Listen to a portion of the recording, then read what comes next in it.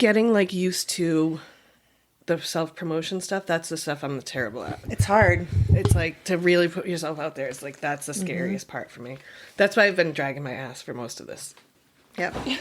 I mean, no, I get it. Like, I listen to a lot of podcasts, and so I've always thought like it would be really fun to do one. But it's a lot of work. Like, if you actually want to be like make money and like be profitable at it, it's not that easy. Someone asked me the other day about if I'd done like, am I making money off of it? And I was like, I haven't even started that yet, because my website's not fully done yet.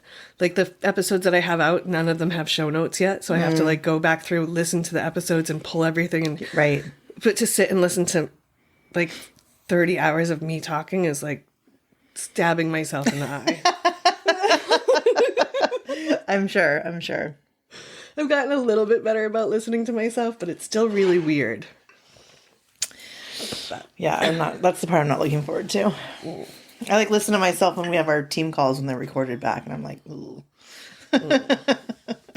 All right, so your volume sounds good. Mine sounds good. So we can start. Let's go. Perfect. All right. Well, welcome y'all to this week's episode of Ducking Reality. In the house today, we have my girl, Melanie. Hi. Hi, welcome. Thanks for having me. Yeah. It's my first podcast. That's cool. I'm really excited. Good. Have you listened to, we were just talking and you were saying you listen to a lot of podcasts? I do listen to a lot of podcasts. Do you have a favorite? I mean, I listen to a lot of the like crime, murder ones, you know.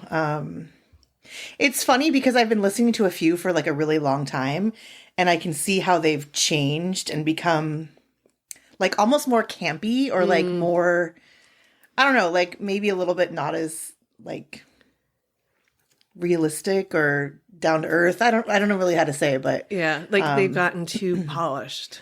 Almost, yeah, and it's just different, you know. But like, I listen to Crime Junkies. I like they're still pretty fine. Yeah.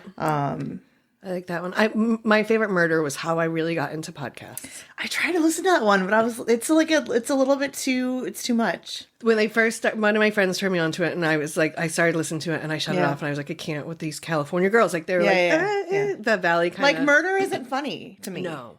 Like it's a weird like dichotomy with that. Like I don't really understand, but I mean I get it. You know, it's popular, whatever. But yeah. But then I like gave it a chance, and after I listened to like the first 10 episodes, I was like, okay, I get them, and I get their vibe, and I was like, all right, now I'm in. Yeah. And then I went on to like S-Town and Serial, and Serial was great. I mean, Serial was probably the original. Yeah. Like the one that drew so many people into podcasts because it was so interesting, and she did a good job on it. But yeah. I listen to a lot. Like I'm crime, and then I'm like Lex Friedman, who's like he's like an AI genius. Oh, that's interesting. He works at MIT or Harvard, one of them. Okay. I think it's MIT. And then like Andrew Huberman, he's a Stanford doctor. Okay. And professor. And he talks a lot about like life hacks and how to, you know, it's like kind of self-helpy, how your body works kind of thing. And then I'm like, my favorite murder, and you know, trash. I really like Smartless. That one's fun. Oh, that is funny. It's a newer one. Yeah. Those guys are professionals, of course, but I also just recently found one that was called like Bad First Dates, or maybe it's just Bad Dates, and I cannot remember who it is. It's a British woman, and she had like two other, like the last one I listened to was like two other like comedians from the UK, one of which like had her own Netflix special. It was so funny. Like it was so funny. It's just like, you know, people from the UK have so many different like slangs and like analogies, and you know, when when they were talking about themselves being single, they say like, we're on the streets. Like I'm on the streets, which is funny to me. Anyways, that one was pretty good. I'm on the streets. You're not on the streets. I'm not on the streets, no. How long have you been with your man? It'll be 10 years in June. That's a long time. Fucking Jesus Christ, it's a long time. Yeah. Yeah, no, it's good. So is he from Massachusetts? He's from Vermont. Oh, okay. I knew it was some East Coast. Yes. And then you guys met out here? Because you're from here, right? You're from Alameda? Yeah, born and raised. Yeah. I'm a native. There's mostly natives here. Yeah, I mean, there are. But, you know, they stopped doing, like, live births at Alameda Hospital in, like, the 2000s sometime. Oh, really? So, like, you can't have a baby in Alameda anymore. At least not at a hospital. Oh, wow. Yeah, because I have learned that you're only actually an Alamedian if you were born in Alameda Hospital. I mean, says sure, Steve. Whatever. Says all the weird people on Alameda peeps. Yeah. It is somewhat tribal here. Has it always been like that? Like Alameda pride is so strong? You know, it's weird because when I was growing up, like I went to private schools all through high school even. And so, especially in junior high and high, I didn't go to high school here. Okay. So I was off island every day. I didn't have any friends in Alameda really until I was in high school and I started working at Tucker's, the ice cream place, which is where I met two of my best friends. Still to this day, there's four of us that are all great friends, but they all went to Alameda High. And so when I like got out of my weird like Christian school bubble that I was in my whole life, I was like, oh my God, like there's normal people in the world. Like this is amazing, you know? And so I was lucky in a way. Like my parents weren't like super overbearing with the religion and stuff, but that was the school I went to and that's what I was doing. And I wasn't going to, you know, rebel against it. But yeah, it was neat to like finally meet people outside of that weird life. Yeah. And like kind of have a little bit of a normal high school experience, I guess. So I went to a prom, you know, which we didn't have at my school, and your football school games. Was real Catholic, it was weird, like culty, like borderline cult. Yeah. Like, you know that movie Saved with Mandy Moore? Yes. It was just like that. Oh, wow. Yeah. Like the over enthusiastic youth pastor and like the whole, everything. That is. But you came out kind of unscathed. Well, like I said, I mean, I didn't really get it from all angles. Like my mom and dad were very like, you do whatever you want to do. And so there was a time in like junior high and early high school where I was like really into it. Yeah. Because all my friends were. Like that was the cool thing to do, was to go to these like youth rallies and like read the Bible and like do all these things. And it wasn't until I kind of got out of that and like realized that that's not like normal. I mean, I don't want to say it's not normal, like no offense to any religious people, but I mean, it definitely was like to the extreme, you know, like we didn't have dances. We didn't have formal events. Like if you were like dating someone, if you had a boyfriend, you couldn't like hold their hand at school. And like, we had to wear dresses every day and like get sent to the dean's office if they were too short or like whatever, you know? I went to Catholic school. Yeah. And I used to always get in trouble for rolling up my skirt. All the time. Oh, like my senior year when I was just like, fuck this, I'm done. I mean, like, and my mom was cool too, because like I would drive to school and her office was like kind of on the way. And so if I got up late or like was just fucking around getting ready and I knew I was gonna be late to school, I would just stop by and she'd write me a note to like sign me out of my first period, because my first period was Bible class. Ugh. No, that matters 0% in the real world. Right. And so like I would just show up like 30, 40 minutes into my first period class and have a note, and there was nothing they could do. Right. Yeah. Or they would try to like, if my skirt was too short or whatever, they'd be like, well, your mom or your parents have to come bring you new clothes.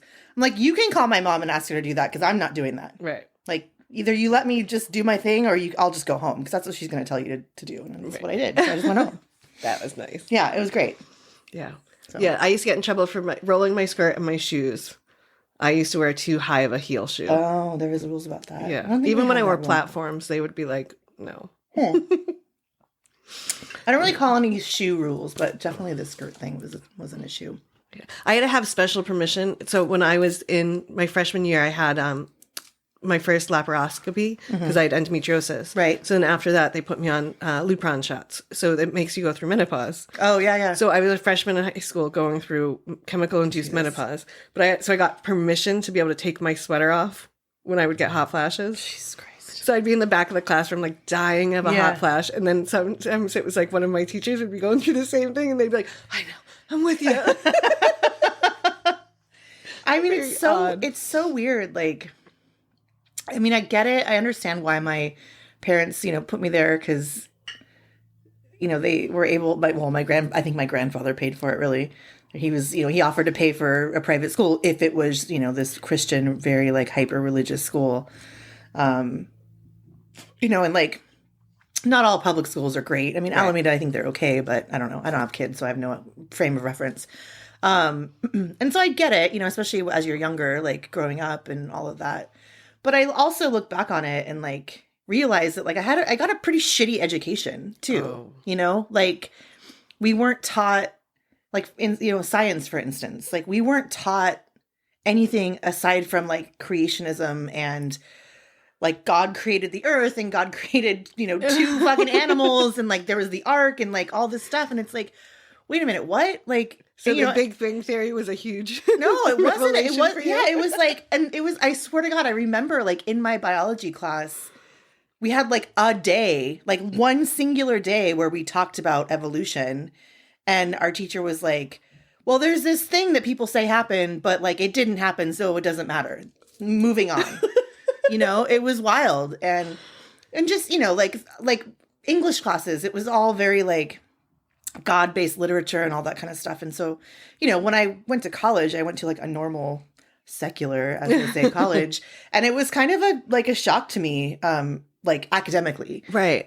Which was weird, like. Oh, yeah. Yeah. See, I think because I went to Catholic school, but like education was like the big driving force in those schools. So I did get a good education. Yeah. I hated my high school. I tried to get kicked out all the time. And then I realized they were too afraid of my mother to actually kick me out. Right. So then it was just 4 years of torture. But they basically left me alone. Yeah. Like I wouldn't go to school some mornings because I'd be in so much pain with my cramps. And like they stopped calling because they used to wake my dad up and my dad would be like, yes, she's home. Because he worked nights and he'd come home and they'd call the house. Oh my God. Yeah. And so finally they were just like, that's fine. Whatever happens over there is what happens. Yeah. I mean, I think my parents they kind of did give me the option once I had met friends, like going into my junior year. And they're like, well, do you want to go to Alameda High? But I also played basketball and our team was really good. And I really enjoyed my teammates, and that part of school was really the only thing that like, because we had to like go to a certain amount of classes to be able to practice and to play and all that kind of stuff. And that was the one thing that really kind of like kept me there and like engaged at all, because otherwise I would have probably completely checked out. And so, yeah, I mean, but like after the season was over my senior year, I think I like got out of school every day at like 12, 15 or something. Nice. It was, I didn't need any more classes and bye. I'm out of here. See you guys later. Yeah, it was great. Did you go to college around here or did you? I went to school in Stockton. Okay. To University of the Pacific, which is not very close to the Pacific Ocean. That's a little deceiving and disappointing. Yeah, there was a lot of kids from out of state who like didn't realize how far it was, that it wasn't like on the water. Yeah. If I'd come there and there was like no beach, I would have been like, yeah, but like you'd look at a map and you'd be like, oh, Stockton's like not a very nice place. Like, I don't think I've ever been to Stockton. I mean, it's weird. Like there's a lot of money in Stockton, like a lot of old money, like agriculture, farming, that kind of thing. And there's, UOP is there, which is like not a huge school. I mean, when I was there, I think undergraduate was like under 5,000. I'm sure it's more now. It was 20 years ago. But they also have a really big and prestigious pharmacy school and law school and dental school as well. Oh. And they have a big dental school campus in San Francisco too. So there is a draw for like that kind of stuff. But it, there's that big school. Plus there's a really big junior college in Stockton too. So there's a decent like, college scene kind of thing. Nice. Or at least there used to be. I don't know. I think I've been back like 3 times since I graduated. So yeah. It was nice. It was close enough where like I was away, but if I wanted to come back home, it's only an hour or so away. So it was really easy to go back and forth. Yeah. So your grandfather paid for your college or your high school? Yeah. Was he really religious? Is that why he wanted that kind of school? Yes. Still is. Is he?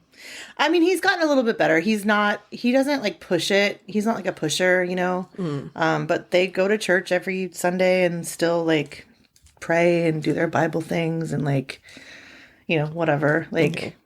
I kind of envy those people like that have that faith and that like commitment to that thing. Yeah. Part of me envies them and part of me is just like, okay.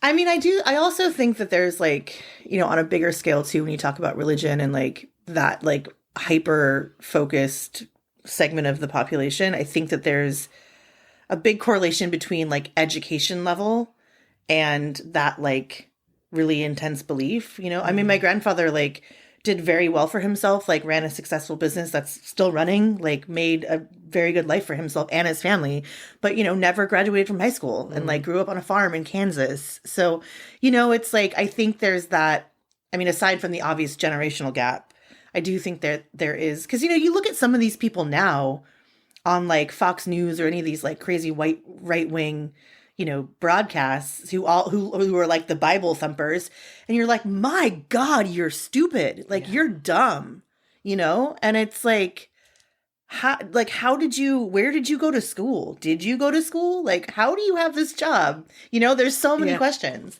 Yeah. And I think that that's, you know, part of it, in my opinion. Yeah. One of my questions is always for those people that, especially the ones that are like, if you want to hold tight to your Bible, hold tight to your Bible. But like, why are you trying to shove it down my throat? Right.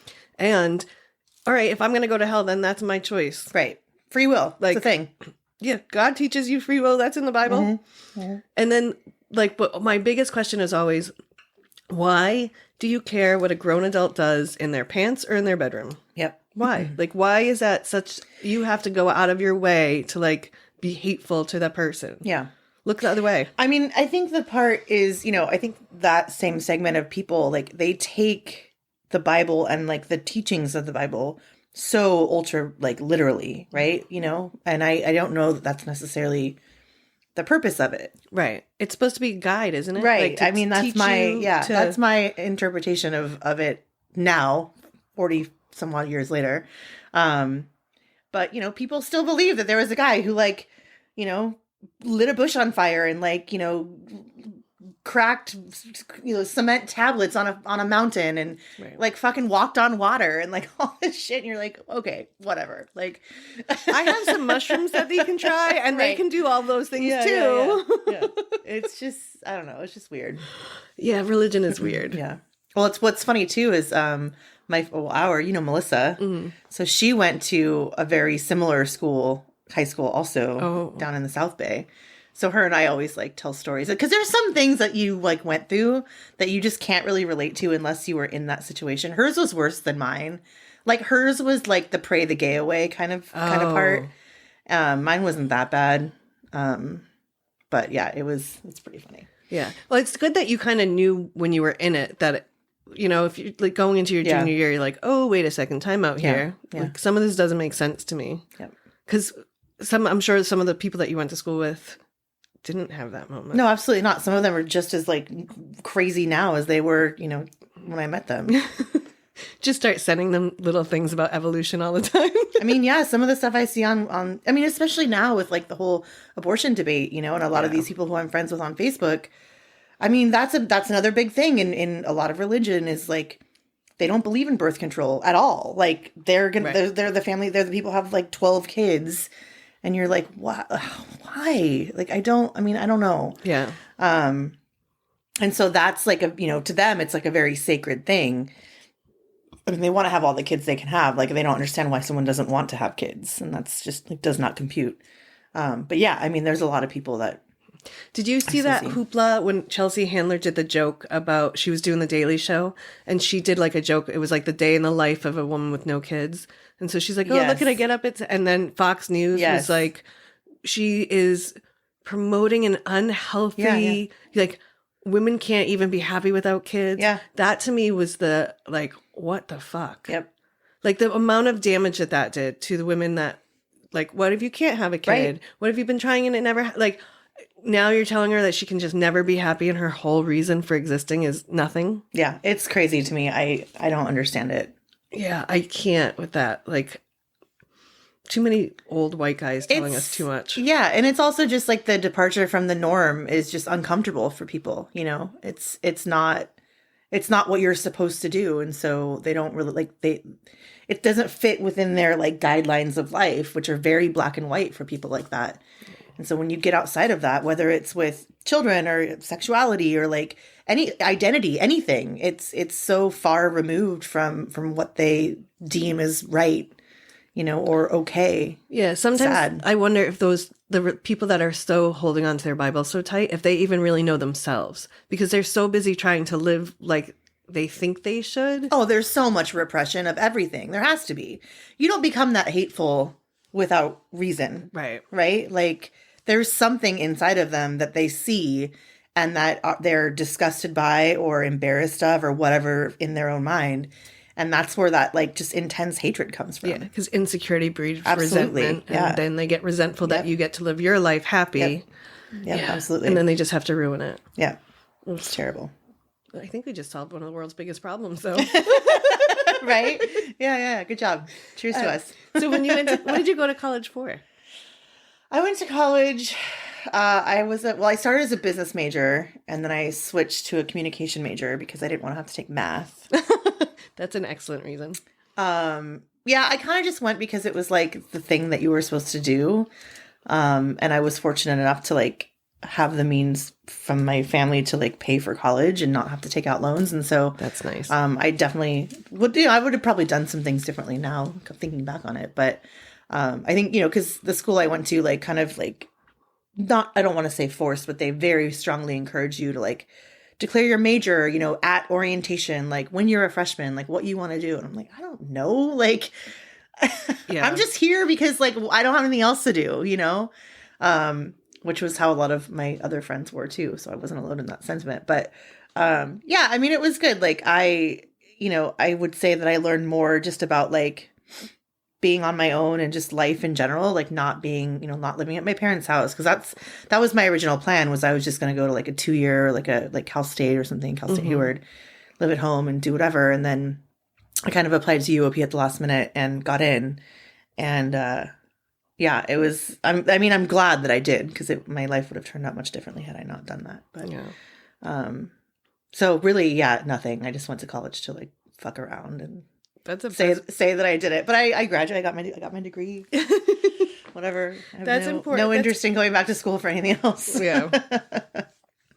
And then when you got out of school, did you start like your own company, like your own restaurant business or no? Sorry, go ahead. No, I was just gonna say, because how like your job now is really cool, and we're gonna get to what you do. Okay, yeah. But like, how did you get? Because I know you also used to own a restaurant. Yeah. And so I know that there's been some things that you're kind of entrepreneurial on your own. Did that start right away? No. So I was working in restaurants when I was in college. I worked at the Outback Steakhouse for like 2 years, and a little bit after college too, which was a good job. I mean, working in a big like chain restaurant like that really teaches you a lot about the business and, like consistency and all of these things that are very popular and make popular restaurants. Outback Steakhouse was way more popular in 2000 than it is now, by the way. Let me say.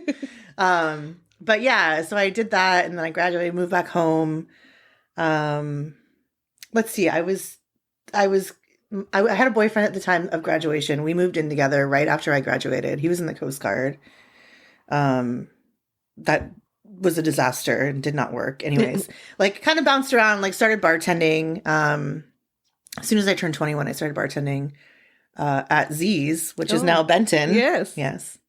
So that was my first bartending job. And then I started working at McGrath's, which is now Swell. Okay. So I was working at those two places for a while. And then that's when I met Big John, who was friends with Chuck, Carly C., who was my partner at AO. So then I started I met them, started working at Barcelona, which for anyone who's familiar with Alameda was like a very tiny little restaurant right next door to the theater, like pre-renovation of the theater. Okay. This was probably like 2004, maybe. And so and it was cool. It was like, it had a bar, like 10-seat bar, and then maybe like 7 or 8 high top tables. It was really small. But it was a cool vibe. Like it was really busy, and like, we made good money, and I was basically the only person, like I think there was like 3 front of house employees. So we would basically just work by ourselves. Anyways, so worked there for a long time. And then, the city, when they were going to renovate the theater, basically pulled an eminent domain on the property. And so, they offered it back once the renovations were done, but the lease agreement was like not great. Anyway, so then we moved to what was then Kelly's, which is now the Hobnob. Okay. Because they didn't have food. Kelly's didn't have, well, they did for a while, but It was just a bar, and they like were leasing out the kitchen, so we were there for a while, and that was kind of weird. I can't remember exactly when sometime in this time is when I moved to Hawaii for a year. I think it might have been before Kelly's, actually, now that I'm thinking about it. I think Barcelona closed. I think that's when I moved to Hawaii because I like didn't have a job. And then I was there for like just shy of a year and then came back, and that's when I started working with Barcelona again. But that's when we kind of started talking about the space that AO was in on Santa Clara. That's kind of when we started talking about getting into that space and moving and doing the whole thing. Mm-hmm. So it was around that time. So, I mean, it seems like a lifetime, but yeah, I guess it was only like 3 years maybe after or so. I don't know. Mm-hmm. Yeah. I don't know. That time frame is like kind of fuzzy in my brain. Yeah. And I know, and that's, you know what, that's wrong. Because I worked at Forbidden Island during that time too. So I left Forbidden Island to open up Barcelona, which would then become American Oak. Okay. And that I think was in 2006. And how long did you have American Oak? That's a great name, by the way. Yeah, I mean, so we opened originally as Barcelona in 2007, which was a horrible time to do anything, really. And so we really struggled the first few years. But, you know, we did a bunch of renovations. Like we built that big bar because that wasn't there. The kitchen was pretty much intact. I think there were some changes that we made, but we opened in 2007, struggled for a few years, and then it was in like 2012. 2012 is when we decided to like rebrand as American Oak.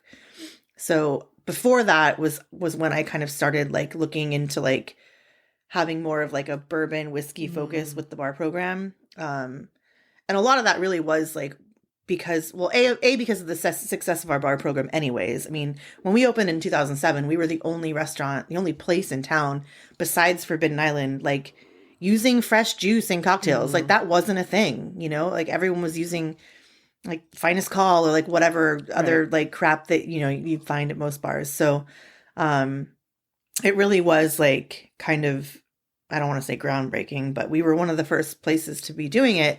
And I remember, you know, talking to Chuck at the time, like as business partners saying like, well, we're charging $10 for our cocktails. And he was like, you're crazy. No one's going to spend $10 for a cocktail. And I was like, the fuck they're not, like, watch me. And they did, you know, and it was fine. And so that there was like, the bar was always really successful. But you know, it was just a shitty time. Like it was the recession was happening, like stock market collapse, like the housing market was a disaster. So 2012 is when we kind of like rebranded. I had already started doing all the whiskey and that kind of thing. And so that's when we decided to go with American Oak and really like highlight the bourbon and highlight the bar program and then have the kitchen. So like the food kind of like pair with it, back that up. Yeah. Is that how you got into kind of the alcohols? Is when you, not just bartending, but when you started to like open the bar, or were you already heavy into like getting your knowledge? I mean, I would say that probably started at Forbidden Island because, you know, it was one thing, like, I mean, for anybody who doesn't know, Forbidden Island it's a tiki bar. I just learned it's like a world famous tiki bar. Yeah, I mean, there's varying. So the story is that when it opened in 2005 or 6, there were 3 partners. It was Martin, Kate, and then two other brothers, and you know, the 2 brothers were kind of like, they weren't silent, but it was really Martin's like brainchild, that it was his dream. And he was the one who was there. So he was running the bar and he was training the staff and he was creating the cocktails and all these things. And then I was there for about a year, learned a lot just about, you know, the rum, like a lot about rum. I really didn't know anything about rum at that time and kind of just learned that like, oh, you really can like do something and focus on a single spirit. Right. Like it doesn't have to be this massive selection of everything. Like if you know, this works, like if you do it right, if you do it the right way, you know, you spend the money, you make the investment, you get the inventory, you keep it up, like you can be really successful. And they were for a long time. And then there was some disagreements between the partners and, you know, long story short, Martin ended up leaving and he opened up his own bar in San Francisco called Smuggler's Cove. And, you know, Forbidden Island, it still is a cool bar. Like, you know, the interior is great. I mean, I do think like, I do think the quality is not what it once was. I don't think that the rum selection is what it once was. I think that they're going more for like the kitschy tiki than like high-end rum bar, which is fine. Like that's what they're doing. But its fame really came from and stemmed from those first several years when Martin was there. Because he was the one that kind of put that program into place and like curated all of that. And I mean, it's not what it was before. So I honestly have never been in there. Yeah. I went to go once, and it was like during pandemic time. So they had the back open. And so I walked up and I was like, can I have a table? And the girl was like, how many in your party? And I was like, oh, it's just me. And she was like, we don't do that. And I was like, excuse me? I'm sorry, what? I'm like, walk-ups? And she was like, and I was like, I can't have a table? That's so and weird. she was like, yeah, we don't do singles. And I was just like, and I didn't even say anything. I just looked at her like shocked and then turned around and walked away. Yeah, because I was like, wild. and so I've never decided to go back. I don't blame you. I wouldn't go back either. And so a couple people have been like, oh, have you been? Or they'll come into like the Benton. If the Tiki Bar is too full, we get kind of their overflow. Yeah. And people will be like, oh, do you love that place? And I'm always like, never been there. Yeah. I mean, as someone who spends a good portion of my life in Tiki Bars now, it's, it's fine. I don't want to like I don't know who listens to this, but I don't want to go too deep into it. Yeah. I'm not trying to slam anybody, but. No. And yeah, I mean, that girl is probably just like a terrible representation of that. But like, I was just like so kind of put off that I haven't gone back. Yeah. And then I'm just like, I probably don't want to spend $15 for a rum cocktail. Yeah. Because I'm cheap. I agree. I don't blame you. Yeah. It's crazy. I'll spend $15 on like a martini that I want to drink. Right. But no thanks. Yeah. But yeah, and then so we reopened as American Oak in December, December of 2012. Maybe it was a little earlier. No, it was December. It was December of 2012 we reopened. And was it December? It wasn't December. It was sometime in the fall. Okay. September, October, November, I don't know, around then. Anyways, and in December of 2012 is when we had that fire. And so we had the fire, like, it was so weird because I had literally just that. So it happened on a Friday night or early Saturday morning. And that Thursday I had like just gotten my orders in. Like I had ordered all this like champagne and like nice wine for the holidays and all this stuff, like a lot of inventory. And just made new menus and like it was like everyone was so excited for the holiday season because it was like I think it was like December 8th or something, like it was really early in the year. And and then someone broke in and tried to burn, very poorly I might add, tried to burn the place down. It was really weird. And fortunately, no one was hurt, and it wasn't too long before we were back up and running. But that's wild. It was crazy. Like it was really weird. Yeah, the whole scene was very bizarre. Like, do you have suspicions on who you think started it? Yeah, I have a couple suspicions. I mean, only because the main reason why I think it was somebody, either a former or current employee. And we had a lot of employees, so like If you're listening to this and ever worked for me, like you probably know who I'm talking about too. Like the front door was like a double swinging door, and so the only way to lock it was from a deadbolt from the inside, or if you have a key out, or if you have a key. Yeah. And then so that was at the front door, and then so to go out, you would have to lock that door behind you, right, or leave it open, or there was a hallway behind the bar, which was like our fire escape. Yeah.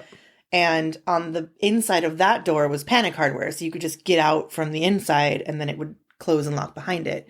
And when the fire department came, they had to bust through the front door because it was locked. Oh. So somebody either came in through the back, which that might have happened, but even still would have had to have known that there was a way out through the front that they could go through and not have to unlock the front door. And like, it was just weird, like, in the kitchen, because there's a wood burning oven there, and we keep all the wood under, like, in this stainless steel thing under the oven. We kept all the wood, past tense. and someone had piled like a bunch of like logs on top of the range and like turned all the burners on. Oh shit. But like it's a range. Like it's supposed to be on fire. And thank God the Ansel system didn't go off, which is like the fire retardant system up above the range. The Ansel system didn't even go off. Like it didn't even get hot enough. So it didn't do anything except, create a lot of smoke. But really what the worst of it is we had a bookcase and they knocked the bookcase over and lit all the books on fire, and those caught fire. And then we had curtains up above on the second level, and those caught fire. And so that was where all the smoke damage came from.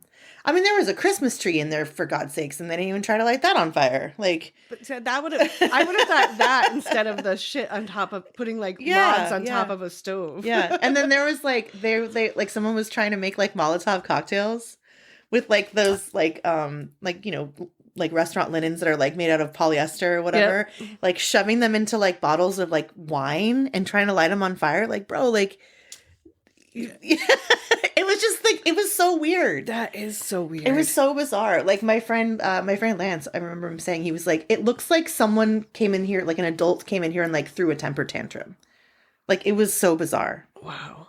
They were just walking around trying to figure out how to start a fire. Yeah. Let me try this. Oh, no, this isn't working. Let me try this now. Yep. Wow. So fortunately, there wasn't a ton of damage. It did take, I think we reopened in May of that year. So it took about 5 months, which really isn't that bad. Yeah. And the bulk of that time was, insurance, because we didn't own the building. So going back and forth with the landlord and the insurance company. And they were great, actually. They really wanted us to get back open as soon as possible. So, we were able to, do some other renovations and, new paint and all that kind of stuff, which was nice. So, but yeah, and then it was just off to the races after that. It was good. Yeah. Yeah. And then how long ago did you guys sell it, or was it? So I left actively operations in 2015. I was how old would I have been? 34. And I was just really tired of owning a business. I was I'm still pretty young. I kind of want to do something else with my life rather than this. And so that's when I took the job with Young's Market, which is one of the distributors. But so I left in 2015. We hired a GM for a while who was with them for quite a few years. And yeah, they made it through COVID, and everything was smooth sailing for the most part, really, and really it was just because the owners of the building both died. Oh. And so the trust opted to sell the building, so it was for sale, and the people who wanted to buy it, the eventual new owners, wanted the restaurant space. So we still had a really great lease and a lot of time left on our lease, so they had to buy up some of the leases, which was good. So it sucked for the employees. There wasn't a lot of notice that we could give, just because I really wasn't involved in much of this. It was Chuck that handled all of this, because at this point I was just there to run the restaurant. He dealt with all the business stuff for the most part. But it was kind of best possible scenario, really, rather than having a restaurant that you that just runs itself into the ground. Right. It's my opinion that I think most restaurants' shelf life is about 10 years. And after that, it gets kind of tired, and you have to either rebrand or do something different or interesting, because I don't know. Yeah, it gets stagnant. Yeah. Unless it's some kind of institution type place, but I don't think it was that. Yeah. House of Prime Rib is not changing there. Exactly. Right. No, that's and nor would anyone want. Totally. Yeah, exactly. Right. But your local restaurant, because your customers start to get a little not complacent, but they don't come in quite as often, or because, even though it's great food still, it's but we've had that so many times now. Yeah. Well, and new places continue to open, so it's you got to compete with, well, everything else, kind of rises with the trend. So when you went into Young's, was that where you got even more education on all of the booze? I learned a lot at the restaurant, being a buyer, because you taste a lot of things, you meet a lot of people. I would say that's where I really kind of honed in a lot of my knowledge just on my own. And from, meeting with different suppliers, different, producers and that kind of thing. But yeah, when I started working for Young's, I was the craft spirit specialist here in the East Bay. So I sold, every spirits category and then some. And yeah, it was, it really forced a lot of sort of deeper product knowledge. Got to take a couple really cool trips and like got to go to Mexico, got to go to France when I was there, got to go to New Orleans a couple times, got to go to New York. So yeah, it was kind of cool to like go to these places where these things are being made and like actually talk to the people who are making them. Yeah. Which is cool. So do you have a favorite like spirit company or like story of the spirit company that you're like, that's one company I mean, Spirit Bomb, obviously. No, I'm just kidding. I don't know. Yeah, like there's so many. Like there's so many different ones, and things change so much too. Like things start out small and they get bought out. Or they evolve or they change. I mean, I have a ton of respect for St. George. They were they are the original craft spirits distillery in the United States. I don't think a lot of people recognize that. Oh, I didn't realize that. They started in 1981, and that's well before anyone was really making like small batch, like handmade spirits in the US. And they've always kind of been on the like forefront of innovation in a sense. And not innovation just for the sake of what other weird shit can we put in a bottle, but like making quality things and like trial and error, like, I don't know if you've ever been there or not, but they have a whole room filled with carboys, which are like I think they're like 10-gallon like glass jugs, full of, and I'm talking, there must be 300 of them in this room. Like there's so many, and they're full of just different weird shit that they've distilled just to see what happens. Oh, that's kind of fun. Which is really neat, you know? So, they have, I think they've scaled it back a little bit, as of late, just because, it's a business and it has to make money. Right. And they have tried some kind of weird things and they've failed on some, and some are really great and some just cost too much to produce, on a larger scale. But what they do produce is, still super high quality and it's very consistent. And like, I don't know. I like those guys a lot. I think that they are great for the industry and continue to kind of be, at the forefront of innovation, which is cool. So. Yeah. Their tasting room is beautiful. Mm-hmm. Like that spot over there is gorgeous. Yeah. I mean, the whole room with the big still pad and everything is really cool. Yeah. It's gorgeous. Yeah. I've been there, just like walked through it once when I was over for, I think it was like one of the craft fairs or Head West or something was over there. And I like kind of walked through that whole area because I was like, Hangar 1 was beautiful. Like I was really sad when they closed that tasting room. Yeah. Because that was gorgeous. And just to be sitting across, they're both out on Alameda Point. So you're watching the water and you've got the San Francisco background and the Bay Bridge. And it's just beautiful. I remember when I worked at Young's, we had a meeting because we were kind of spread out all over the state. I think there was like, I don't know, maybe 10 of us. And we had a meeting up here. I think we actually had our meeting at St. George. And so everyone from the state came up to the Bay Area. We had our meeting at St. George. And, we did a big tasting with Dave and Lance, who were the two, distillers, and a couple other people that were working there. But for dinner, instead of going out to dinner, they actually like did a barbecue on the roof. Oh, fun. So like, it's not, I wouldn't call it legal roof access, but you can get up there. There's like a pretty sketchy ladder. And they have this like pulley system where they can load these big like buckets up with stuff and then like bring all the shit up there. So like we get up there, it's like sunset, it's like, I don't know, June or something. So the weather's really, really, really nice. Where everyone's hitting golf balls off the roof into the whatever that is over there. The bay. Yeah. And that was really fun. That was cool. Yeah. I have never worked for a distributor, but I've thought about it. I applied for one once a long time ago. And because I think it would be such a fun job. Yeah. Like, because you get to go to all the bars and see people. I mean, I know it's a lot of work. Yeah, it's fun. I mean, it also depends on, it depends on the distributor itself. Like Young's Market at the time was a very, very large company.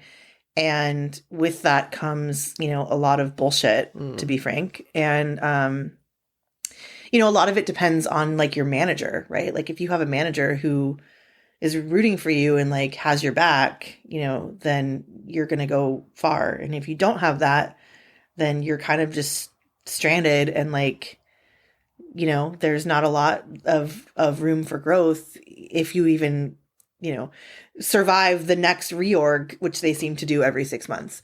Yeah. So my direct manager was let go while I was there, and there was a lot of like changes going on within the company, and all of us on this team like kind of saw the writing and the writing on the wall. We were like, something's not right here, you know, like.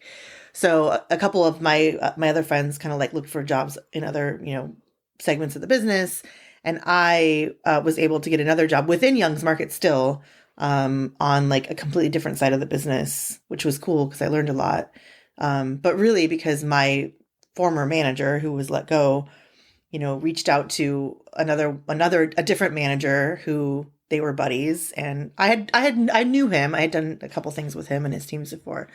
But you know, they gave me a job that I was qualified for, but some would say that maybe there was like a little bit of, I don't know, whatever, insider trading. Yeah. I mean, just because it's very much like, you know, you have to kind of climb your way up the ladder and they're like, well, you didn't do this and this and this. And I'm like, I'm not an idiot. Like I've seen the people that do those jobs and they are idiots, yeah. You know? Yeah, and then the same thing kind of happened with that position as well. Like one of my direct bosses left, and I was like, oh, that's not good. And that's when I looked elsewhere, and that's when I got the job I have now. So that was almost 5 years ago. And so now you work it's a rum company. Mm-hmm. Well, not anymore. Oh. I mean, not just rum. Yes, okay. Yeah. But it started out as a rum company. Mm-hmm. Yep.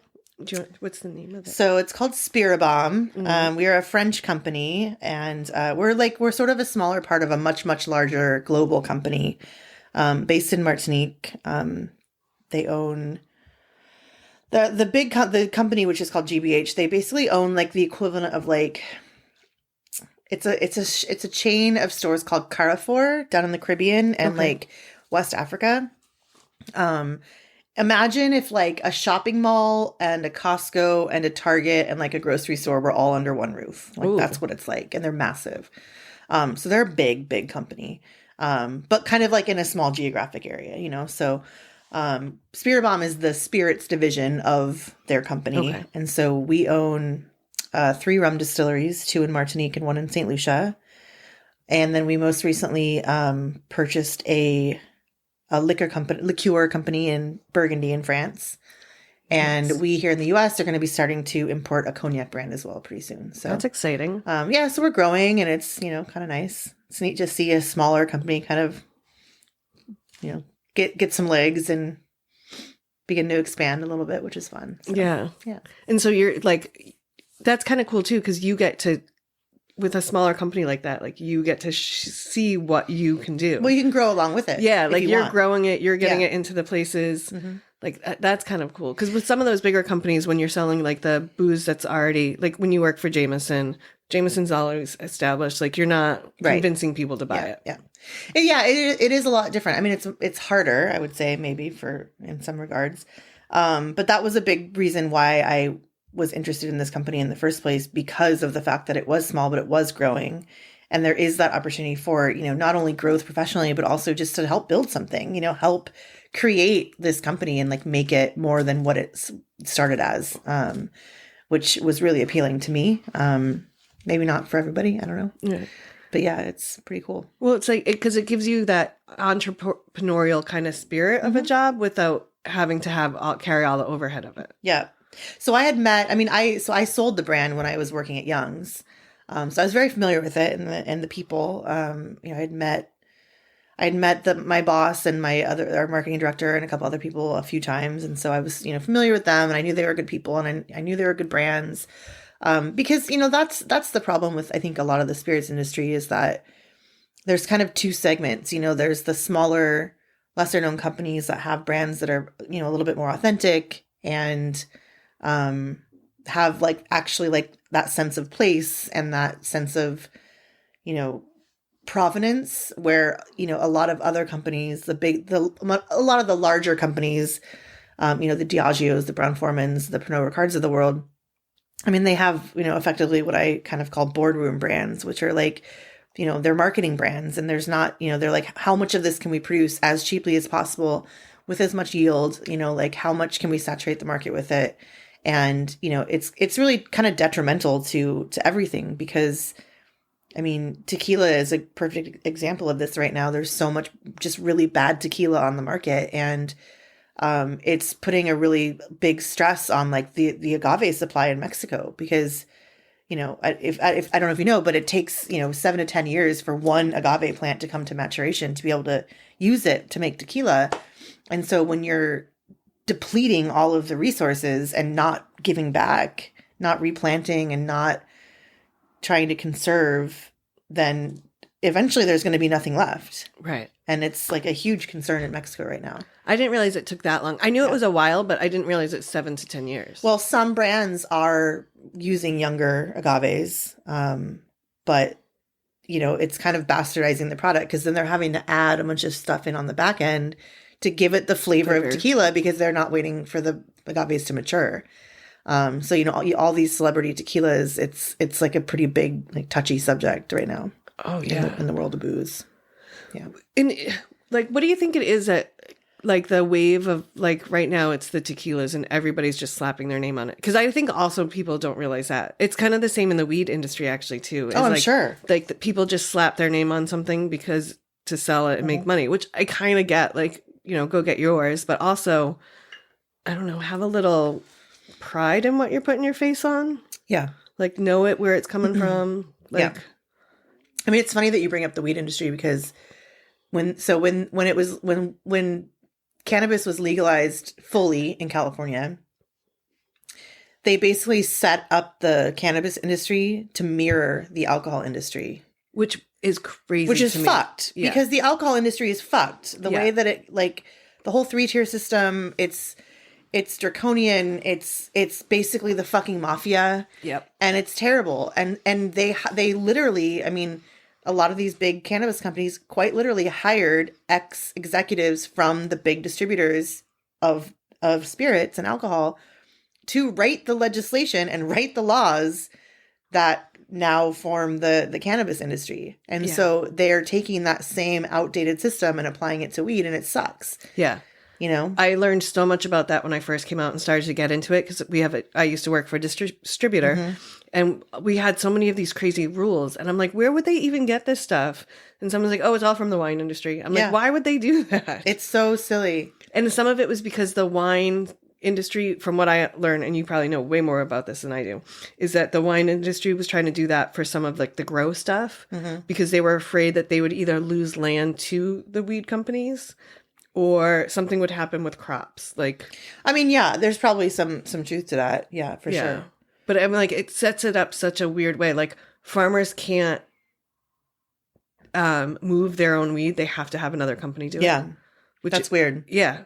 Which is something they took from the wine industry. Like you have to have a distributor for it. So you can't, they can't even bring their weed to the manufacturer. They have to have someone else do it for them. Like, yeah, I mean, I guess because it's the same thing. Have a different transport. Yeah. I mean, it's basically, that's the 3-tier system. It's the middleman, It's wild to me. Yeah. And that law for alcohol was like an old, like post-prohibition law. So it was to keep the mob happy and paid. Right. When alcohol was legalized after prohibition. That was where that came from. It's crazy. Yeah. I could talk for hours and hours about that. But the wine industry it's really boring. Probably. Yeah, probably not to me. I probably because like to now be out here and kind of close to it is because I haven't spent a ton of time in Napa, but like to hear all like the little things about how cutthroat it is and how just the money that's in it. Oh, the money is crazy. Yeah. Yeah. I mean, these are multi-billion-dollar companies, and like it's wild. Yeah, yeah. And the funny thing about Napa is, if you go to Napa, like Napa, Yountville, St. Helena, like all the area on 29 where all the wineries are. It's very like whitewashed. It's all these like beautiful buildings. It's these big tasting rooms. You can buy wine. They're gorgeous. You can walk around, blah, blah, blah, blah, blah. Maybe there's, there, you can see some vineyards, of course, like, that are sort of close to the highway. But none of the production is happening, or I would say very little of the production is actually happening there. Most of these companies are having their wine sent off-site to a third-party producer, or the big ones, the Mondavis, the Trincheros, the, whoever else of the world, they have massive production facilities that are like in Lodi or, the Central Valley or something, where they're basically huge factories. And I actually visited one when I was at Young's, and it was incredible. Like the size and scale of these companies and their production is just out of control. It's so crazy. Is it true with because I know a lot of things are produced in the same, there's so many things that get produced in one building and then just labeled. Yes. You know what I mean? So is all the wine, do all of those wineries share one huge? A lot of them do. Not all of them, but some of them do. Yeah. I would say there's probably in Napa. I don't know this. In fact, I probably couldn't even guess, but a lot of the big supermarket brands that you see are usually under one roof, umbrella company. Like Trinchero. Trinchero is Napa Cellars and Menage a Trois and Sutter Home and Joel Gott, and there's probably more that I can't. And then that's just their domestic stuff. And then a lot of these companies are import companies too, so they're importing wines from elsewhere. Their own brands, but so there are these massive companies that own these smaller labels that are all kind of under the umbrella. Yeah, because that's to me sometimes gets a little weird, where you're like, oh well. It's kind of like makeup. Yeah. All the makeup in the world is really made in 3 different production companies. Yep. That to me was one of the craziest things I'd ever learned. The thing about wine though that's nice is that it does, there is that distinction, because if you put a certain area on the label, it does need to be it does need to come from that area, right? Right. You can't, if it says Napa on the label, they're not growing grapes in the Central Valley or in Sonoma or Mendocino. They're growing them in Napa, so there is oversight. But if it's just labeled California wine, it's coming probably from Lodi. Yeah, yes, it probably is. Yeah, Sassoon Valley. I don't know. Yeah, for sure. That's funny. Yeah, is there tricks to knowing what are your favorite tricks to picking out a good bottle of wine? Do you have some? My taste in wine has kind of changed over the years. I used to be really, really into wine. I still enjoy really good wine, but I'm a lot less particular about it now. Yeah. Because the wine business is so nuanced, I would say. And when you get to a certain level of knowledge and, prestige or whatever within the industry, it gets so insane. But I would say, drink what you like, you don't have to spend $40 on a bottle of wine for it to be good, you can get a good bottle of wine. And and there are a lot of grocery stores that do have good selections. I would say that generally speaking, imported wine is it's a better value oftentimes. Oh, really? Mm-hmm. See, I would think California wines would be the best value just because they're here. Not really. They're marked up really high because they have such a worldwide presence, whereas if you buy some white wine from Burgundy that's not, Premier Cru or Montrachet or whatever, that's just a white Burgundy, you can get one for $20 and it's going to be delicious and it's going to be way better than probably any California Chardonnay or, whatever that you can buy. Right. That for $20 just because of the name.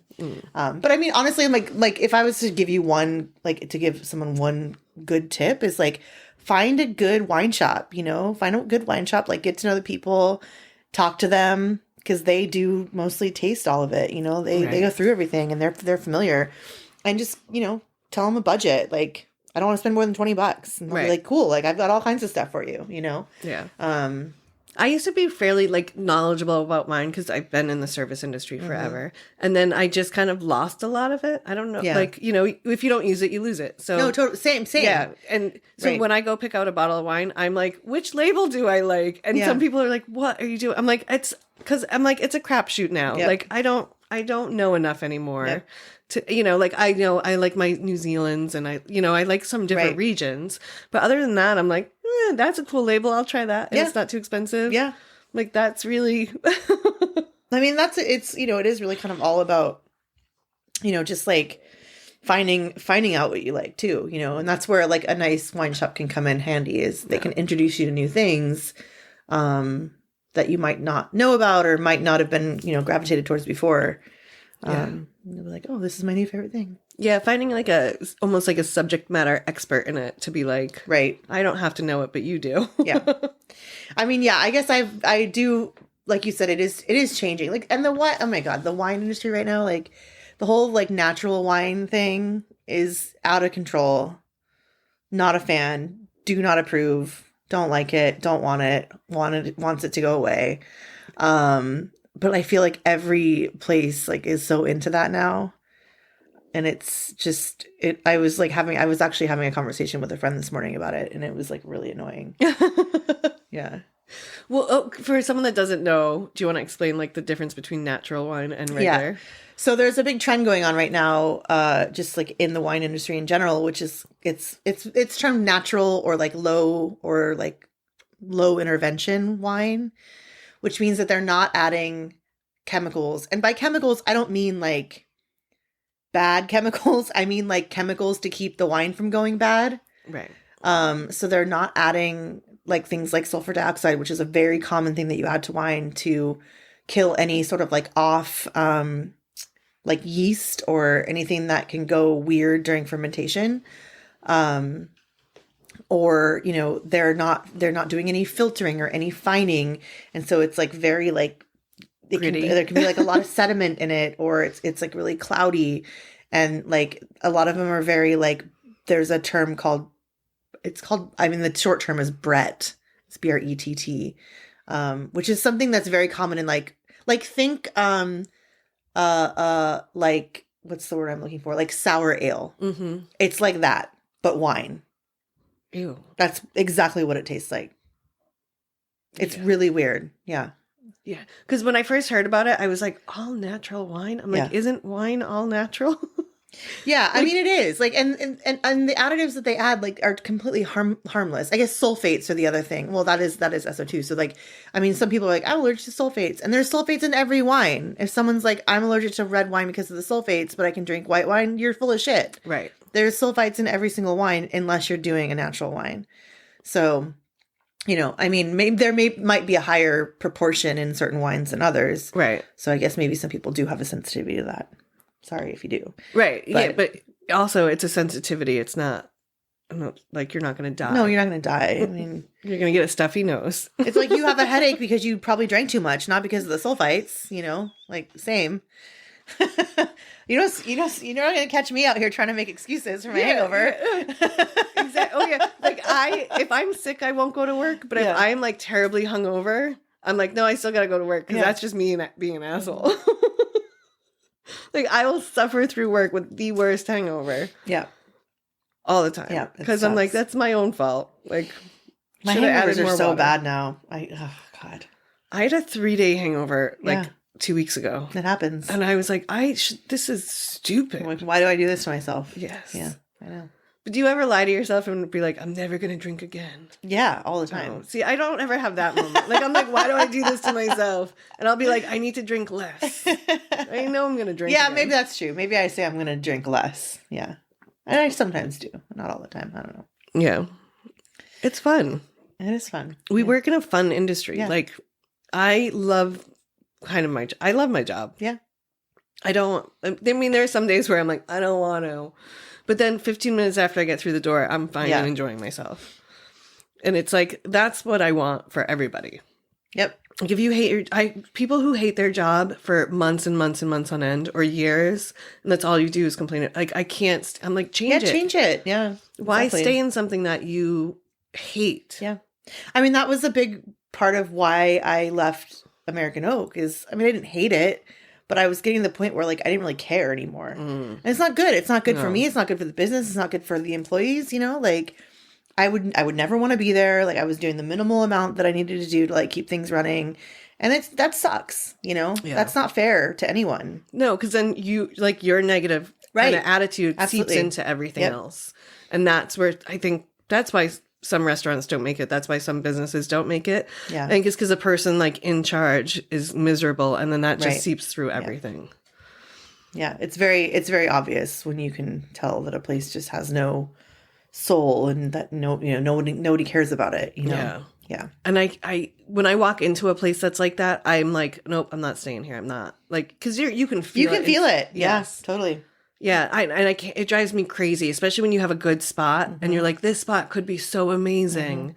And you walk in and there's like a vibe. I'm like, oh, come on. I mean, bars and restaurants are hard. There's so many things to like consider, you know, and there are people who try to do it well, you know, they it's not necessarily an attitude thing, but there's a lot of parts that I think people don't consider when they're opening up a bar or a restaurant, you know, like there's one of my favorite bars I've ever been to is a place up in Seattle called Roquette, and it's pretty small, but like I've been there 3 times now, and it's like the kind of place that you walk in and like you don't notice anything in a good way, right? Like you don't notice that it's too bright or that it's too dark or that the music's too loud or like that there's no music or that it's too crowded or like, oh my God, it's like empty. It's like, it's just perfect. Like it's like so unusual in my opinion to go into a bar and like not have something that immediately like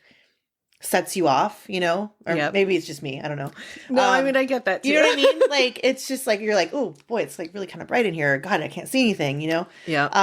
And it's, you know, it's just, everything is the way it should be. You know, the lighting is perfect. Like they do a good job of controlling the flow of people, and like the music is loud enough that you can hear it, but you can still, you know, have a conversation. Yeah, it's a cool spot. If you're ever in Seattle, go check it out. Yeah. But, I don't know. Yeah, well, it's there, but all of those things are so important. Like when I walk into work on my shift, I adjust lights, I change music, I do, and I'm like, I'm getting it ready for my vibe, and for, you know, everyone that comes in now, it's like, I want you to have a good time. Yeah. You know, it's like when Donna explained it to me, when she was like, my one boss told me, it's my party. If I'm not having fun, no one is. Yeah, it's true. And I was like, that is the perfect description of what a bar or a restaurant should be. If your staff's not having fun, no one's going to. No, totally. I mean, like, that was my biggest, you know, after I left AO, the first few months when I would come in, after, you know, randomly, it would drive me. I mean, I eventually kind of just stopped going in because there was always something that would just like drive me nuts. Like the lights would be super bright, or they'd be playing some like weird shitty music, or like, you know, something. And I'm just like, I just need to, I'm not here enough to like control it. So I just need to like, let it go. You know, it's not my thing anymore, which is hard. It is hard. I've had a hard time with some of the places I've worked at to be like, it could be like this all the time, but I need you to do this differently. Yeah. Like, and if you don't, and I like can't, because I can't relax in a place that like is not a good vibe. Yeah, it's you can tell. Like I said, as someone who spends a good amount of time professionally and personally in bars, there's good ones and there's bad ones, which is unfortunate. Yeah, and then there's like the bad ones, you know. I had these guys last night. Yeah. Well, and then the other thing too is like you have to have all the rest of that set up well, because as bartenders, and Eric, my boss now, will say this to me all the time. Like he's like always has everything kind of in its place, and he's very particular about behind the bar. Yeah. And I love that because I'm also kind of like that. But he's also like, if everything back here is always consistent, he's like, at least you know that. And he's like, because what you're going to get across the bar, you never know. Never know. It's a crapshoot. Yeah. Like, and there's so much of the energies that you get and you deal with. Like the other night I had a kid that came by to talk to me about, and he actually came to be a man and apologize for starting a fight in the bar. That's cool. And kind of owned that he did it. And he was trying to be like, but you're cool. And I like you. You know, what happens there is different. And I was like, no, bro. Like, So I'm dealing with him, trying to explain to him, like, if you like me and you're starting a fight in my bar, that's like starting a fight in my house. Yeah. Like, so that's not respecting me. Like, so we had to go through that. And then I have another guy telling me how he just got divorced and all this stuff about his 2 kids. And then this guy over here is talking to me about his dying wife. And so I'm just getting like hit with all of the emotional, like, this is my whole life is. And I'm like, I just want to have a good time. Yeah. But it's like with dealing with all of that, having everything else in its place and in order and having like the right kind of music and lighting, and it helps to keep everything kind of copacetic. No, totally. I mean, that's like in that type of a bar where it is, you know, kind of like a neighborhood type vibe. Like you are, you know, a lot of people's like shrink, you know, like you're psychiatrist, like psychologist, bartender, all these things. Yeah. And so it's, I mean, it's fun, but it's also like you need that right environment to be able to successfully take on all of that. Yeah, totally. That's why I liked working service bars. Because you don't have to talk to anyone. Yeah. Just give me the tickets, I'll make drinks. Yeah. Sometimes I miss that, like the speed of a service bar. Makes the night go by super fast. It does. Yeah. Yeah. There are some nights at work when it's slow, I'm just like pacing like a caged lion or something. I'm like, do you need something? Do you want something? Yeah. But it seems to be pretty busy in there now. It's getting there, yeah. It's a nice crowd too, which is nice. That is cool. It's a nice spot. I like that place. It is. Yeah. I didn't know that you worked there. I did, yeah. That's fun. Scary Larry hired me. There was a guy who there was probably nobody who might listen to this podcast would know this person, but yeah, he was the manager back then. Scary Larry. Yeah. Do you know Patty who works at Wally's? Yeah, Wally's. I know of her, but I don't really know her. Yeah. She worked there with me too. I met her one day and I was like, she's so nice. And she's hilarious. Everybody started to tell me about her because she hadn't been around. Yeah, she moved off island for a while, I think, and then came back. Yeah. No, she is super sweet. She just had like her knee replaced or something. Someone was telling me. Yep. But I was like, oh yeah, she seems so nice. She's so funny. Yeah. If you ever see her again, ask her about Scary Larry. Oh, I will. It was such a. It was like you know, the early aughts back when like everything was a teeny. The guava teeny and the mango teeny and the fucking whatever else teeny. Yeah. And it was very much of that place. And Larry, he did the whole like, you know, cocktail, Tom Cruise cocktail shake. It was gross. It was real gross. I worked with in the early aughts when all of that was going on. I was bartending at a bar in cocktail waitressing in the financial district of Boston. And we had one of the guys that tried to do that. And we were all just like, yeah, it was not a good situation. He came in and was like trying to cocktail flash us. And we were all just like, I think we started throwing ice and we were just like, no. We're like, we deal with all the douchebags on the other side of the bar. We're not keeping one back here. Yeah, right? That crosses the line. So funny. I saw a meme of a little kid doing flash bartending. Oh, I like, it was on Facebook or Instagram or one of them. Like throwing bottles and shit? Yeah, he was like awesome. 11, maybe 8. Like, he was a teeny tiny little kid behind a bar, like, with a shaker. Good for him. And I was kind of like, I just was watching it like, starting this kid early. has mad skills. Yeah. He's going to have his career set for him by the time he's 21. Yeah. I think everyone should work in the service industry for at least 6 months because I think it teaches you so much about people. Longer than that. Well, some people don't have the knack for it. That's true. So, like, make them 6 months is a long time to suffer if you're terrible at it. That's true. Yeah. Especially because you're not going to make any money. No, you're not going to make any money. Well, that's not true. I think now you can. I mean, depending on where you're working, right? Like... Well, so this is my thing. All right, so out here, I haven't waitressed in a long time. But out here, I've had so many friends that work in places that have, like, they pull tips, but then they have, like, a tip out scale. And this, to me, sounds like the biggest scam. Yeah, like, so what do you mean? Like, so, like, one of my friends was working out at this restaurant, and she was telling me that for the first, like, so many months, she gets tipped out at, like, 1.5%. Oh, and then she, like, can earn up to 2, and it's not a percentage, but it's, like, a pointage system. That sucks. And then they pull tips for the whole day, which, to me, like, why wouldn't you just do it by shift? Yeah, that is weird. But so they pull for the whole day, and then they tip out, like, the kitchen, they tip out, everyone on staff gets tipped out. And I'm just like, why are you tipping out your kitchen if they get like a higher hourly? Yeah. Like, we would never tip out our kitchen guys. Yeah. Because they made more money hourly than we ever did. Right. I mean, now, well, first of all, like, I'm not saying they don't deserve it because they don't work hard. Yeah. But like wherever I worked, they always got paid like handsomely. You know, the kitchen staff got paid well, so we didn't tip them out. Yeah, unfortunately, I don't think that's the case a lot. Probably not anymore. It probably not always back then either. Yeah. You know, like, I'm not saying that they don't deserve it, but to me, it's a weird system. And then it's a point system. So like they get so many points, you get so many points. Yeah. And I'm like, how do you track that then? How do you know like that you're getting tipped out right? Yeah. I mean, I've never been a fan of the pooled tip situation. Yeah. I like, as a former owner and a manager, like, the further away from all of that I was, the better. Because like, when you start fucking with people's money, yeah, like, it's a slippery slope, right? So, I mean, I would, you know, we would have like the recommended tip out for like your bartender, your server, your, you know, your busboys, bussers, like your host or whomever, dishwasher, that kind of thing. But it was also kind of an honor system. Like, I'm not gonna sit here and count your money and like, right. Yeah, that's how, I mean, but some people do. And again, like, I don't want to, I just, like, you guys just don't be an asshole, you know? Like, you got to work with these people every night. If you're going to be that guy, then you know what? Fuck you. And you deserve to have shitty service from your busser. Right. You know? Yeah, that's like, on you. Yeah. That's on you. Yeah, like, I would always tip my bartenders, and like, as a server, you tipped out your bar, you tipped out your bussers. And classically, that's what we used to do. Yeah. And then, like, I get that it's changed, and I get, like, yes, you should tip out people that are helping and doing things. Like, I have no problem with tipping people out.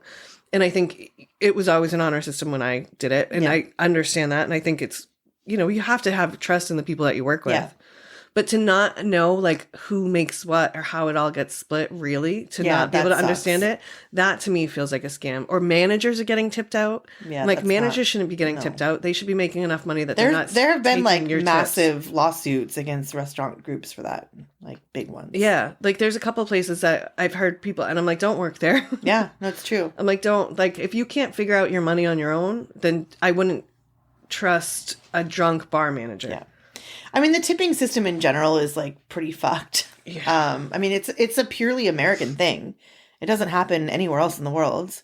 And I recently learned that, and I don't have any like actual citation for this, but I did learn recently that basically like the genesis of tipping came from like after the abolition of slavery.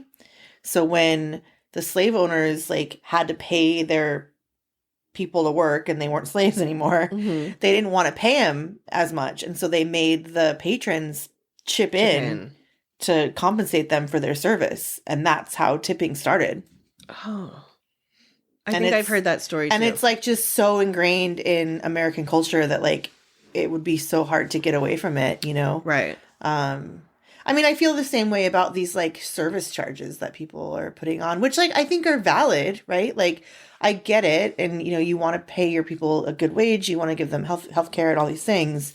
You know, and everyone's like, well, why don't they just raise their prices, which some do, but there's usually also always a service charge. Yeah. And the reason behind that is that they don't have to pay sales tax on that because they're not selling anything. It's an extra charge. So like, I kind of get that too, from like an ownership standpoint, because I'm sure that does add up. But I mean, yeah, like the system's broken. Yeah. And I mean, if they couldn't figure it out after, you know, post-COVID, how to make it better, I don't know what to tell you, because I don't think it's going to get any better. No. I think it is a little bit better now. I think that, like I was thinking about this the other day where somebody was, like, there was a restaurant that was like, oh, well, we can't, you know, we can't open up like whatever section or the full restaurant because we're short staffed. I mean, that would have never happened before COVID. Like never. You would never have like closed half your restaurant because you didn't have someone to work. Right. You know, like you would have just figured it out. And now I think that people are like, you know, a little bit more willing to sacrifice profit over service and quality in some way, in some instances, not all, but, right. You know, rather than stress out everyone that's here, like, let's just like, let's just cut out the, X amount of seats or whatever to like make it more comfortable for everybody. And we'll lose that revenue. So I don't know. But. Yeah, I didn't think about that because I'm kind of away from that situation. But yeah, as like when I was a server, every table would be filled and you'd just be fucked. Yeah, no, right. Totally. Yeah. Yep. Or even now, like I've seen places that close. They're like, we don't have staff, so we're closing for the day. I mean, that would have never happened before. No. So, I mean, hopefully, it makes sense money wise. I don't know what their business looks like, but. Well, I wonder if that comes from now. It's like more dangerous to have shitty service than to have no service. Probably, yeah. People are a lot more, sort of. They're more careful. People are more careful about how and where they spend their money these days. Yeah. Well, in like the Instagram, it's like you don't want to go viral for having such shitty service. Oh my You'd God. rather just be closed. So this is a perfect. I don't know if you are on Alameda Peeps. Yes. Okay. Limitless. So not to like, well, I'll talk about Forbidden Island again. Not to like throw them under the bus. Actually, I defended them, but some woman on Peeps yesterday wrote this whole long thing. Oh, I did see this. I think about how she was pregnant, right? And she goes with a group of people into Forbidden. She's like, I'm 8 months pregnant. It's very obvious I'm pregnant. I go in, order a non-alcoholic drink. They serve me an alcoholic drink. I mean, she didn't say how long it was until she noticed that she was drinking alcohol, but Jesus Christ, like those drinks have a lot of alcohol in them. You can usually smell it. Like, yeah. And I haven't been there, like I said, but to know a rum drink and a tiki drink, smell it. You can usually smell it. Anyways, and she's like, I just, at first they lied to me and they tried to cover it up, but then they realized their mistake and they refunded my money. But I'm just here to tell people that we're never going back and you should consider not going back too. And everyone's like, I mean, some people were like, oh my God, I'm so sorry that happened to you. That's awful. Like, I hope your baby's okay. It's like, Jesus fucking Christ. Like, your baby's gonna be fucking fine. Yeah. And like, I literally like posted something of to the effect of like, it's pretty petty to come on here and like put a place on blast for what you said yourself was an honest mistake. Right. They made a mistake. There was probably confusion about what was brought where, and that's why someone probably told you that it wasn't, that it didn't have alcohol. It wasn't that they were. It was. I can like assure you, they're not fucking lying to you about it purposefully and like trying to get a pregnant woman drunk. Like, get out of here with this stuff. And like, but yes, it's exactly things like that are so, with the internet and social media, everybody's a fucking critic now. Mm-hmm. And, whether it's warranted or not. And that's the hard part. Yeah. So yeah, it's safer to like just not have it than to have that review go up. Yeah. Because that amount of that review, like, and thank God there's so many people like you that responded that way. Oh, I think she eventually took it down. Oh, did she? Yeah. Yeah. Because I saw that too and I was reading it and I was like, well, okay, like, it sucks that they gave you an alcoholic drink. Like, if you didn't want it and regardless if you're pregnant or not, it sucks that you wanted no alcohol and you got alcohol. Yeah. But you're 8 months pregnant, so your baby's going to be fine. But how much of it did you get through? Yeah, like. I mean, if you're really that worried about it, then you like call the manager and you tell them what happened and say like, look, I know you guys like made it okay, but like, please just try to have your staff be a little bit more careful. Right. Don't put them on blast and like say that you're never going to go back and that other people shouldn't go back too. Like that's just some entitled bitchy shit. I hate it. Karen shit. Yeah. I don't like it. No, I don't like that either. Like, don't go out of your way to try to ruin someplace because you like, unless it's a terrible, terrible experience. Yeah. Like, they made it right. They apologized. You got that it was an honest mistake. They comped their whole bill. Yeah. Then why are you... right. Yeah. Wouldn't you be like my review of that would have been like, oh, went to Forbidden Island, accidentally got served an alcoholic drink while I'm 8 months pregnant, and then they made it right and took care of us. Like, great place. Thanks for... Yeah. Thanks for taking care of us or going above and beyond, taking care of our whole tab. That's the shit that like you do want to say. Like, hey, a place made a mistake, but then they made it right, and I like them. Yeah. Well, people, like I said, everyone's a critic. People are assholes, and everybody now because I think that of the internet, they think that everybody wants to hear what they have to say. Oh yeah. Like, oh, everything I say and feel is so important. I gotta go put it on. I gotta go put it on social media right now. Yeah. I have a good friend who always he would say all the time like, we as a society, like, we failed the social media experiment. Like, just didn't even stand a chance. It was just bad from day one. Like, yep. It's for sure. Really true. Yeah. It's funny.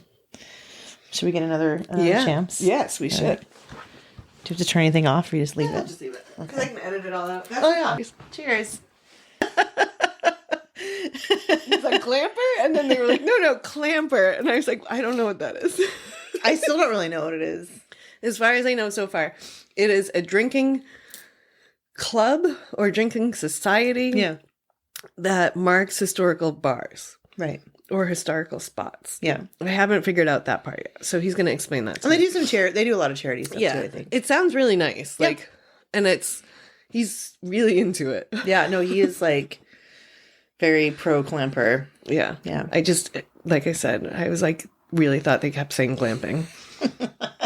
And I was like, I don't think he's glamorous about anything. Like, no shade, but like.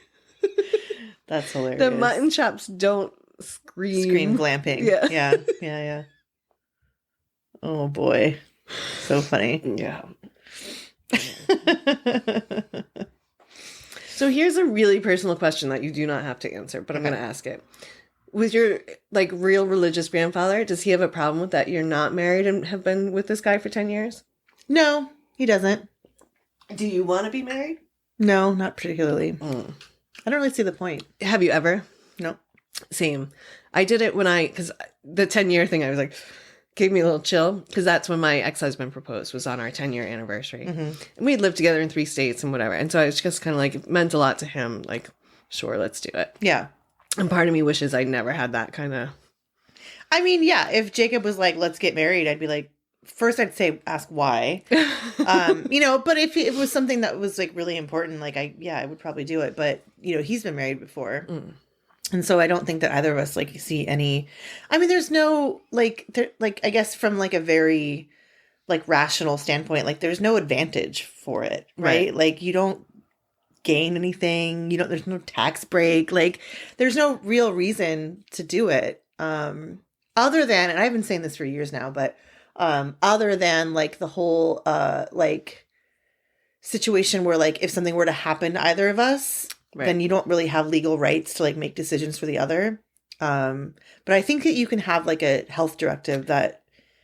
Yeah, I was gonna say I think that used to be a problem, but now I think because of healthcare proxies, you can legally like sign paperwork that you guys are each other's proxy, which is I think a good way around that. Right. Because that is, I have one of my dad's cousins, or one of my family members, there's lots of them, was with his girlfriend for, I think they finally got married at their like 50th anniversary. And it was because they were both older. Right. And they were like, now for like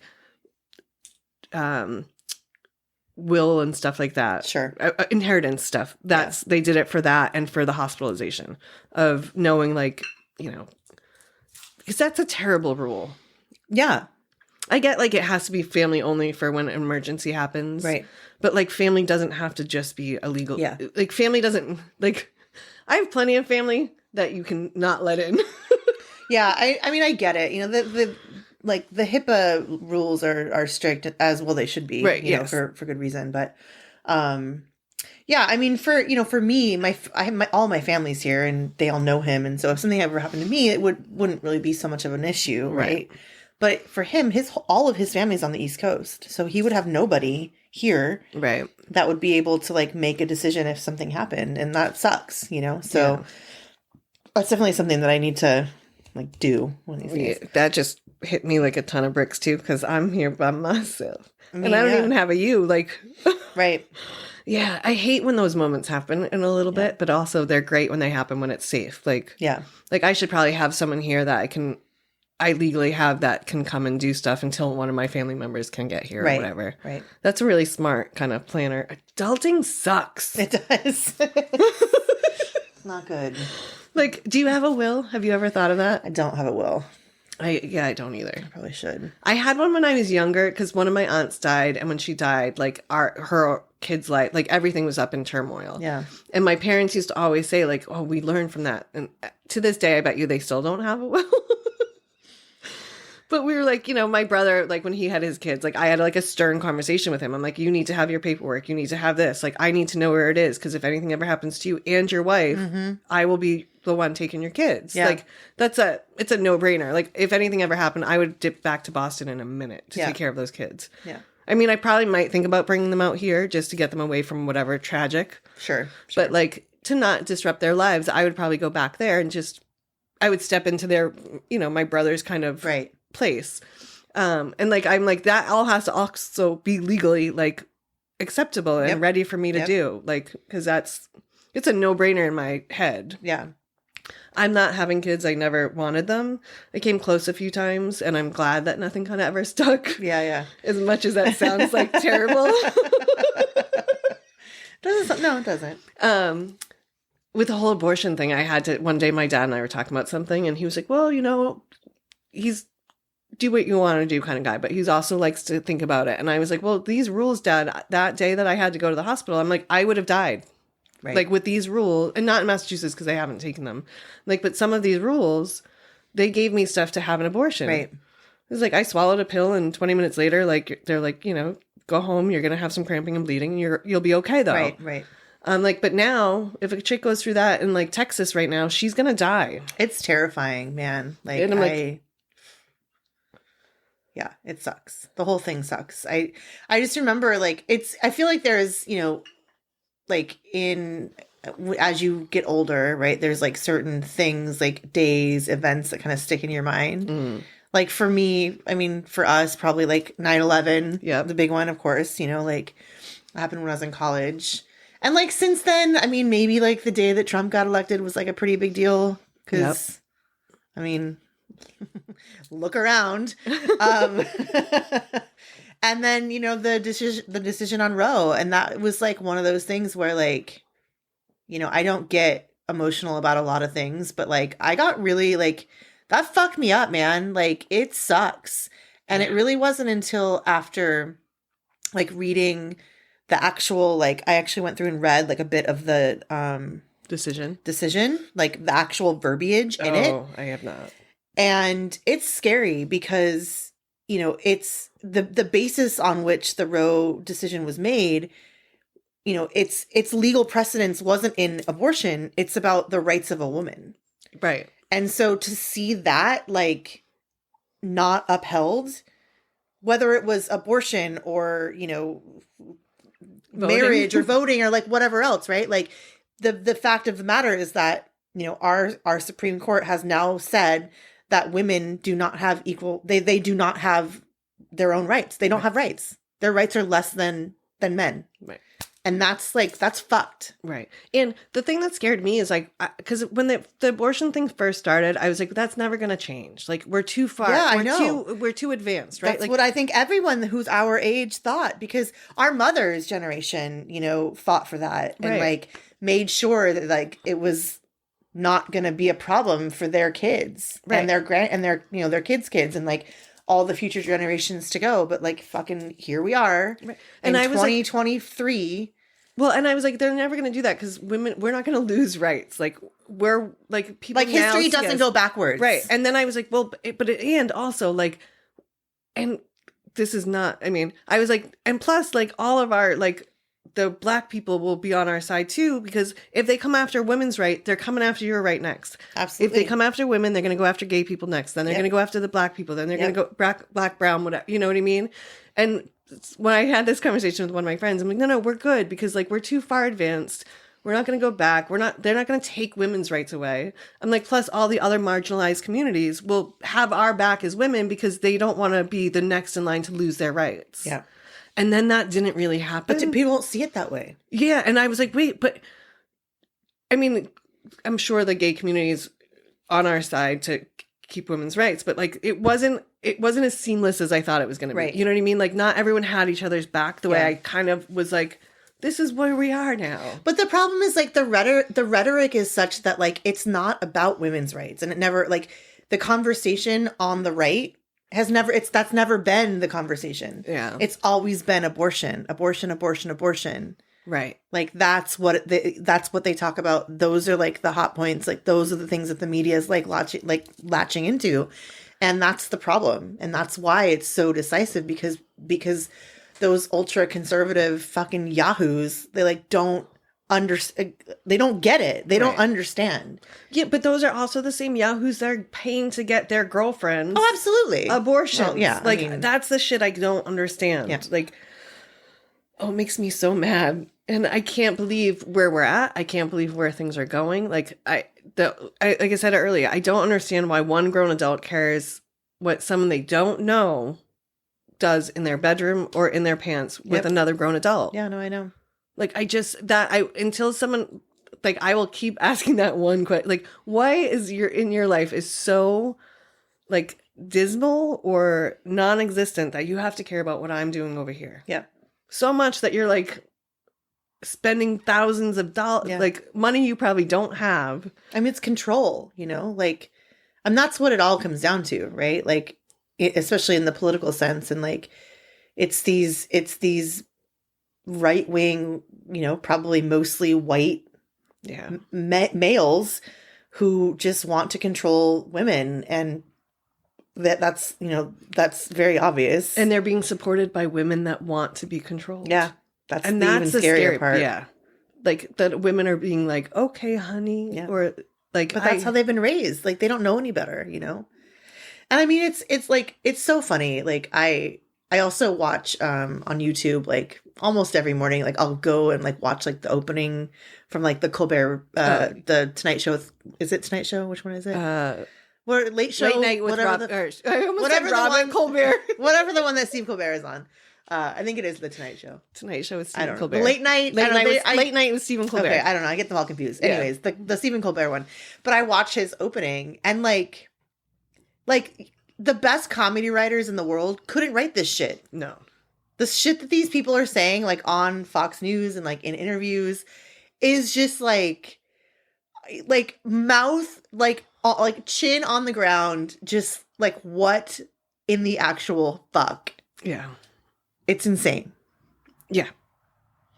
Like, did you see the other day when Trump was being arraigned in New York City, and they were interviewing Marjorie Taylor Greene? No, I didn't see it. And she was like in the car, like, so she like, apparently the story was that she like went to go have this rally outside of Trump Towers where they were like arresting heavy air quotes, arresting him, and like nobody showed up to her rally, and everyone was just like, they were just murdering her outside. So she like got into a car, and there was a reporter in the car with her, and she's like, today Donald Trump joins the league of so many great men who have been, arrested. Who did she fucking say? Oh my god. Oh, it was Jesus. Mandela, right? Nelson Mandela. Nelson Mandela's been arrested. And Jesus was arrested. And you're just like, fucking, like, oh my God. I don't know. It's like, I like the things that come out of these people's mouths, like, are so funny. It's so fun. It's so funny, but it's not funny at all. Like, it's really terrible.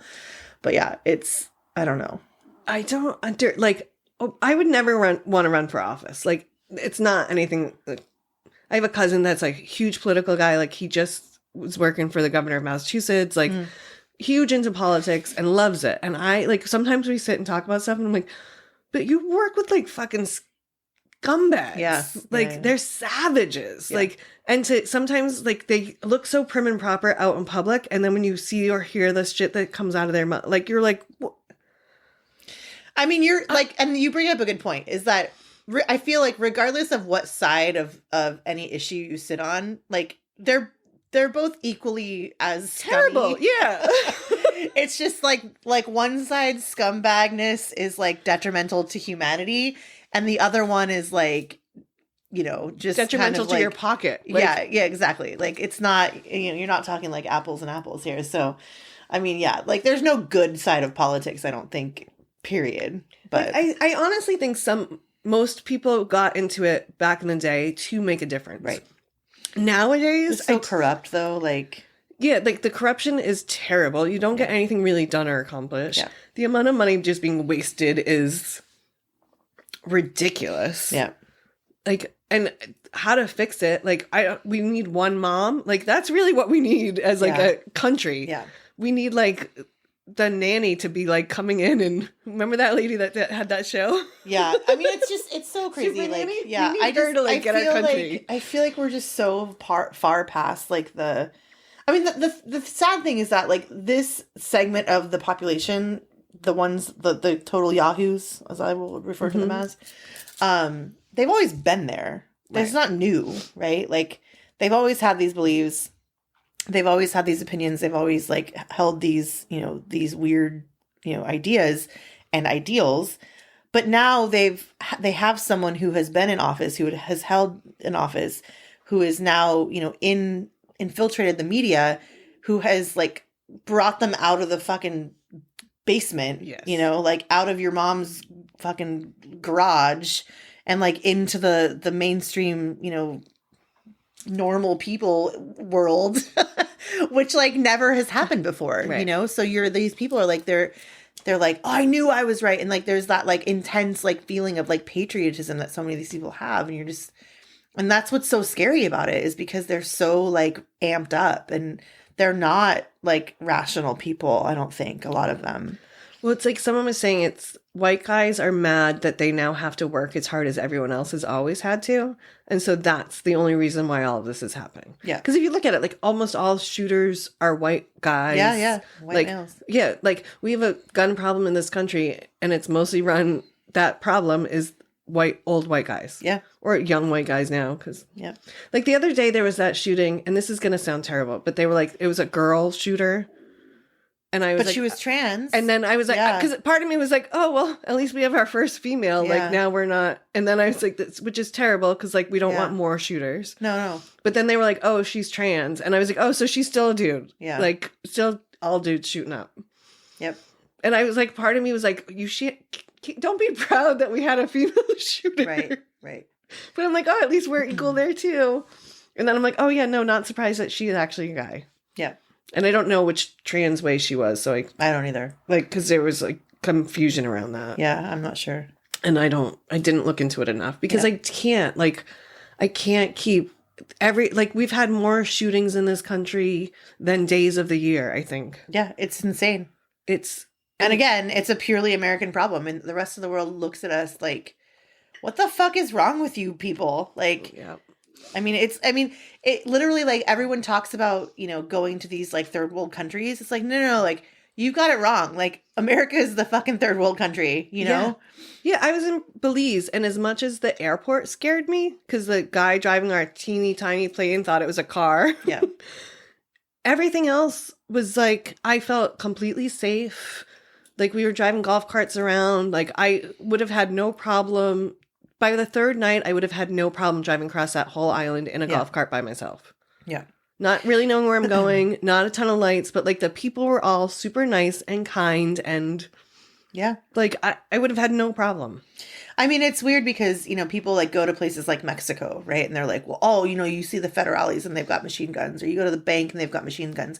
And it's like, yeah, because there's like fucking huge gang wars and drug wars and going on. The difference here is that they're not killing fucking children and like random people at a fucking Walmart. Right. They're killing each other, which is like a whole other situation, but like it's a little bit better. Right. Because, like aside from maybe the kidnappings and shit with the cartels, like, I mean, it's all bad. Which is bad. But also the cartel was kind of like, don't do that. And that's right. Exactly. They're not involved in our shit. Right, so with keep that them last thing. Yeah. Like, but they're not going to schools. No, they're not shooting killing up elementary kids. Schools. It's bad when the cartel has better morals than our fucking country. Yeah, our government, yeah. Yeah, like, or the people in it right now. Like, I had more respect for I don't think you should ever murder people, but I had more respect for what they did than for what is going on in our country. Yep. We can't even get some of our elected officials to say we have a gun problem. Yeah, I know. Because it's too political. Like, but we have kids dying. The cartel doesn't have kids dying. I mean, if they are kids, they're the kids in the cartel. They're not random kids at school on a Tuesday. Yeah, exactly. Like, it just disgusts me. Like, and someone the other day was like, oh, because I'm going away again next month. And someone said, oh, where you go now? And I'm going to Europe. And they were like, oh, as long as it's not Mexico. And I was thinking, there are parts of Mexico I wouldn't go to because I'm not an idiot. But am not going to avoid all of Mexico because of what's going on. Right. Especially after that showing. Right. If you're in the cartel, you're not going after random Americans because you're like, our cartel dad will kill it, you know? Like, they're on like a real timeout right now. They're all probably scared of some shit, you know? Right. They're not going to try to fuck with them. No. But it's bad when the cartel has better control over their shit than our government has over our country. It's true. Yeah. I mean, we'd probably be better off if the cartel was running our country, to tell you the truth. I mean, they used to be. Maybe we would. Bring back the mob.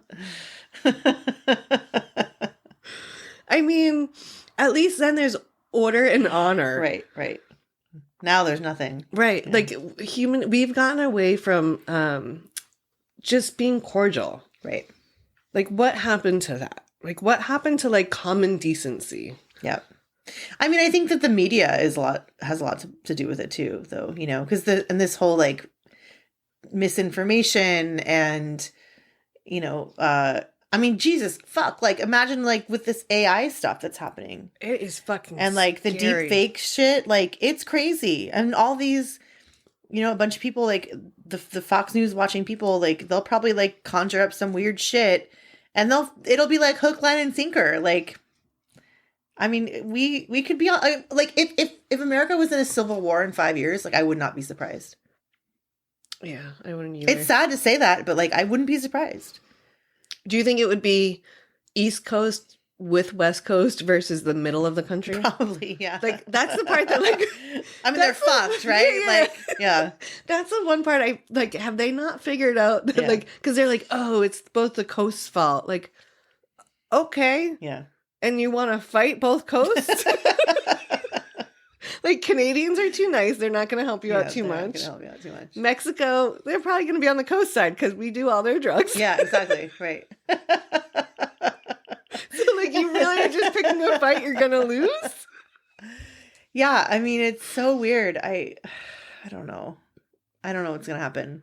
I hope that I just like it's a lot, you know, a lot's riding on like the 2024 election and like who the parties put up for re-election. Hopefully fucking the former president is like in jail somewhere, although I doubt that's gonna happen. But like, and can we please get someone else other than Biden and his half-dead ass to run the country? I know. Yeah. Like there's got to be somebody, guys. Come on. Like how are we at this point and like we don't have and like it's not like a small problem, like oh, like whatever, like if like Biden doesn't win, like it's gonna be fine. Like if Biden doesn't win, or if the Democrats don't win, like it's gonna be a huge fucking problem. Yeah, well, women are not gonna have any rights. Gay people probably will lose their rights next because trans people already are fucked. Yeah, I mean, which I hate to say, but let's be honest. Like, there's now in states like you can't be trans now; it's illegal. Like, or some Montana or something. Just they're not doing any like. You can't refer to. I didn't look into it. It was like a headline I saw, and I'm so disgusted that I can't even. It's like the whole Bud Light thing. Yeah, that's what it's. So I don't know who the person is that is the like. I haven't looked into it enough to because like basically didn't both Coors Light and Bud Light put out ads, like pro-trans ads? I think that's what it is. Yeah, or there was. I don't know if Coors Light did it too. I think that's.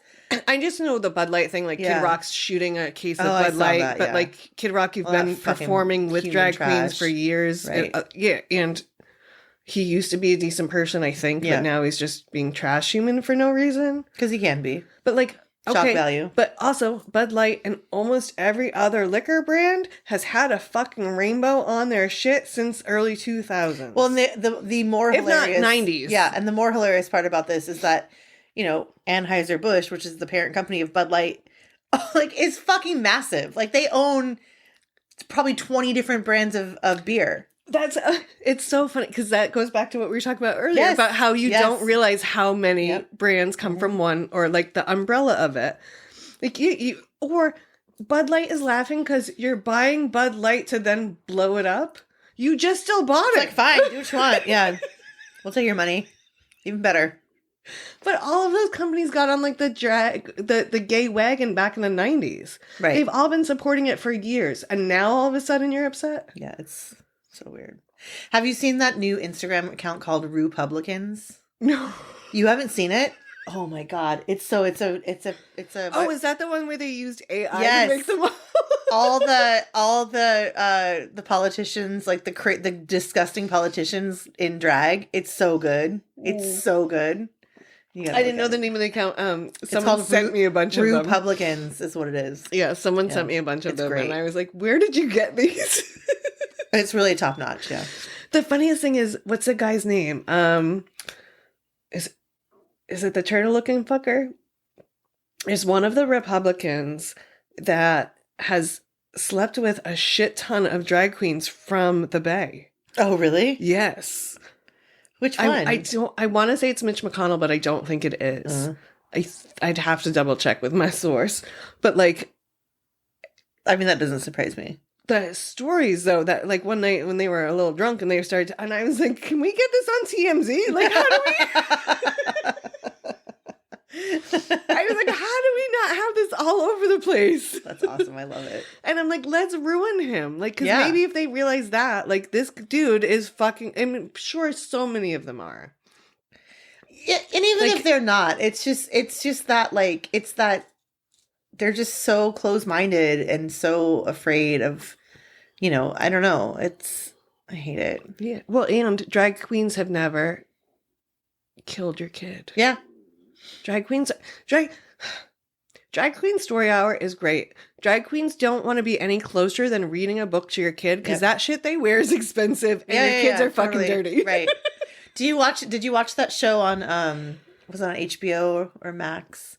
We're Here. Have you seen that? No, it's in my queue. Oh, it's so good. There's like a few seasons. And the most recent season, they actually go to like really like fucking wild places, like deep in the heart of like Texas and like Alabama and these places where there's like, there's a very small like LGBTQ plus community.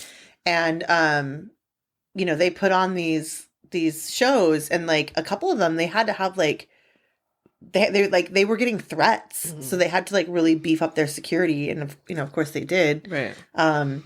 But it was interesting to like have them have the producers show that in the show that like there was a real danger here, for us shooting the show and having these folks, like profiled and whatnot. Yeah, I had a meeting the other day. We were talking about Alameda Pride and prom and what we're going to do in October. And we're talking about like, can we pull a bigger name to like, because all of the money that Pride raises in Alameda goes back to the LGBT community or plus community, or it goes to different charities. Mm-hmm. So we were like, well, could we figure out like a way to get one of RuPaul's drag queens in? Like, can we do this? Can we do that? They're really expensive. And granted, they should be. But like someone was like, she's like $10,000. But someone threw out a name. And I was like, well, give me a ballpark of like what kind of budget I have to try to seek out. And they're like, she's like 10,000, starts at 10,000. But you might be able to get donors for that. Right. But I was like, all right, that's probably out of our, like, okay, that's our dream kind of thing. There's a lot of local performers probably. Right. But then we started talking about how if we had someone of that caliber, now do we have to worry about getting a bunch of Proud Boys? How much security would we have to have? Yeah, probably. And it was like, it took our conversation in a totally different direction where I was like, all right, she might be too expensive for us. I was thinking like, who lives, like, is there any Rue girls that live in San Francisco that do who can we pull in from that?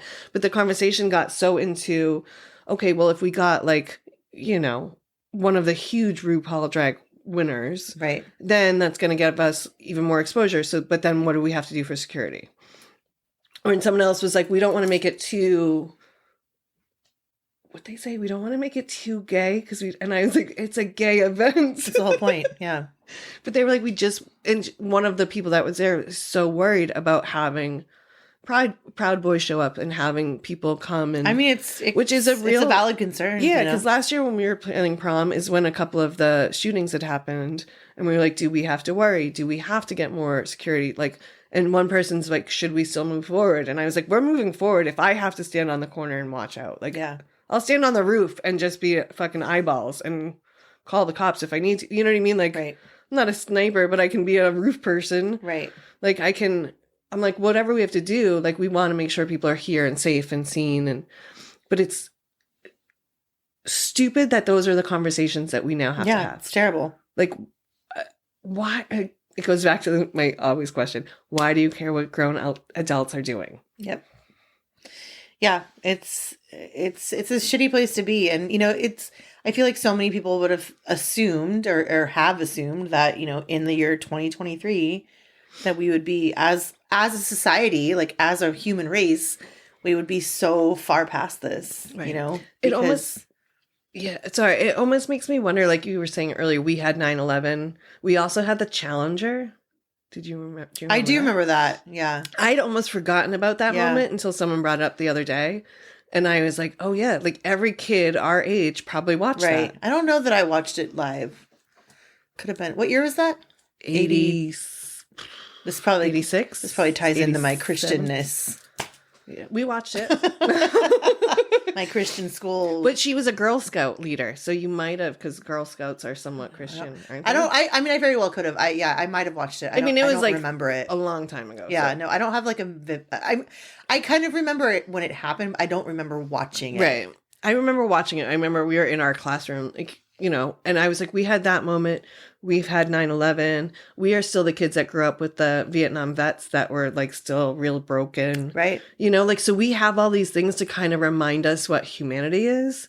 And like since 9/11, this country we've had shootings, but they haven't had the same impact. Right. Like 9/11 happened and everyone it kind of put us back in check, I think. No, it did. Totally. You're right. And I hate to think that we need that kind of moment again because I don't want. But every foreign power is like, you guys have enough shit going on yourselves. Yeah, like, we don't need to come fuck with you. Well, that's the worst part is like no one is going to come give us a 9/11 moment because they're like watching us implode on our own. Exactly. Like we don't even have to waste our time and resources for it. You guys are doing a great job on your own.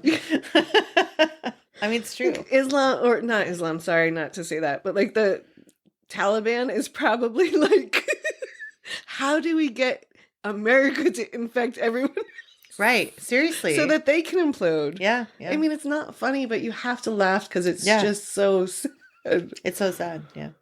I still think that California should secede from the U.S. That would be the best thing.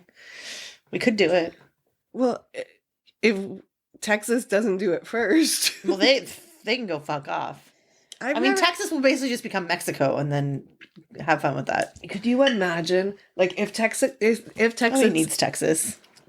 If if Texas actually tried to exceed, right, and they did, right? How fast do you think it would be before Mexico took over Texas? I can't even get Texas like that's out. exactly what they would do. Like they would just wait, and then the cartel would go in because they're like, "Oh, you think you Texans can outgun us? Like, get the fuck out of here!"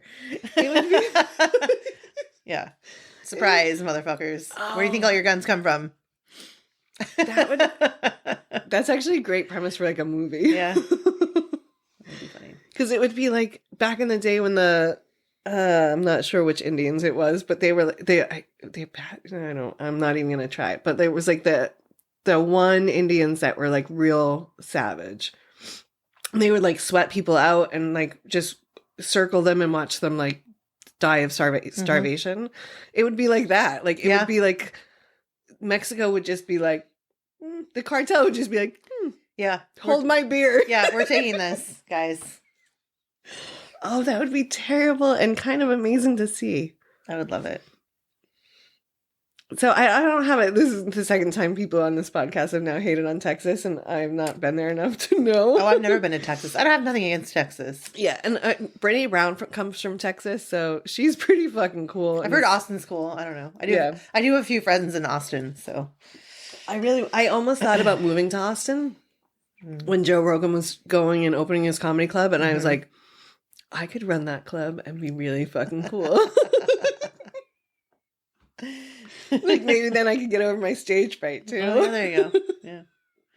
I just have had like no real desire to go to tech. I don't know. It doesn't appeal to me.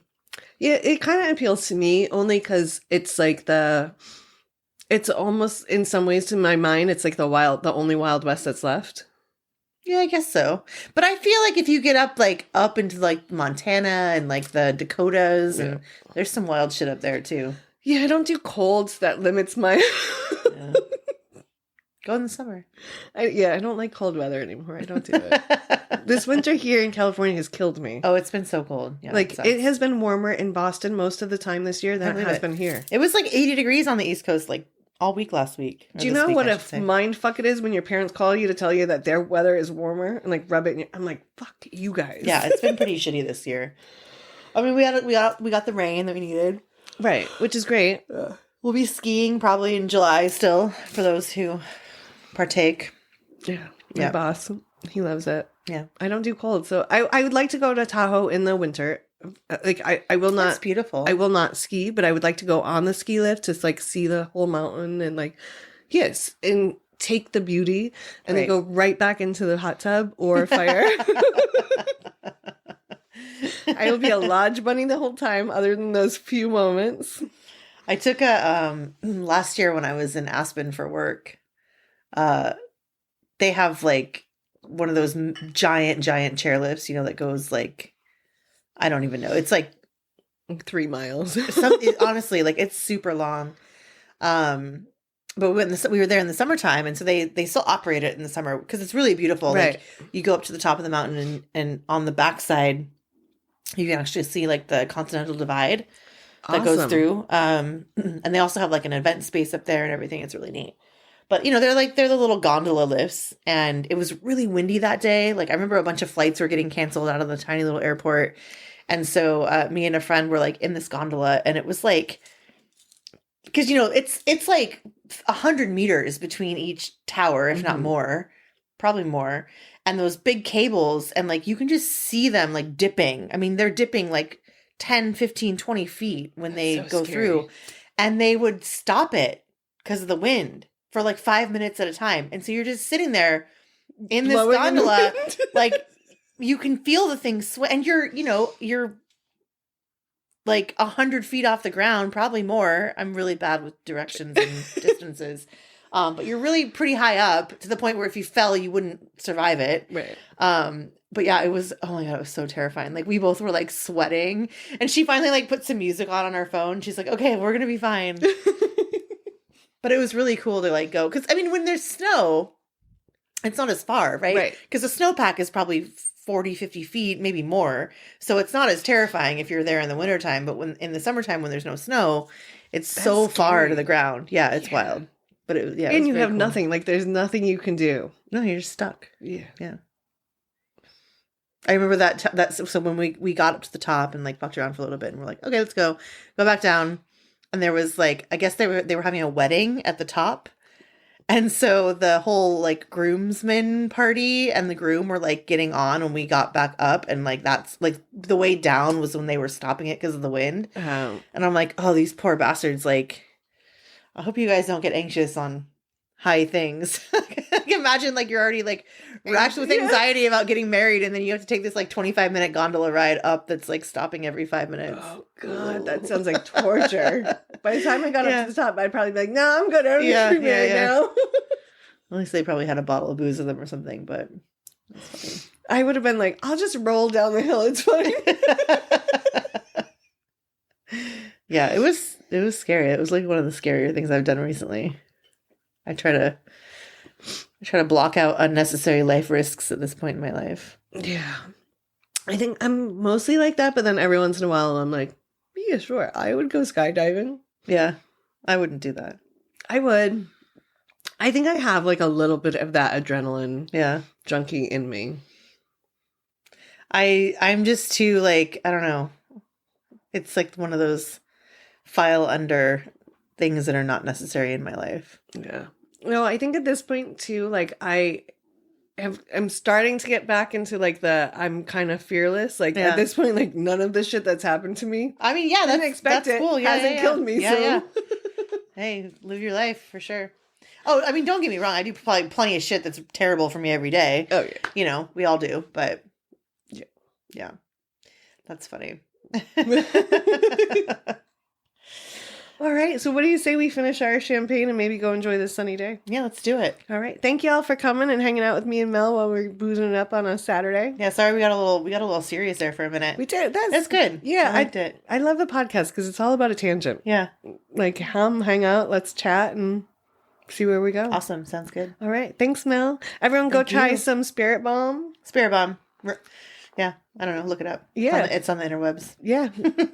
I'll have a note. Go support your local Tiki Bar. Yes, do that too. All right, y'all. And find some joy today. Bye. Bye.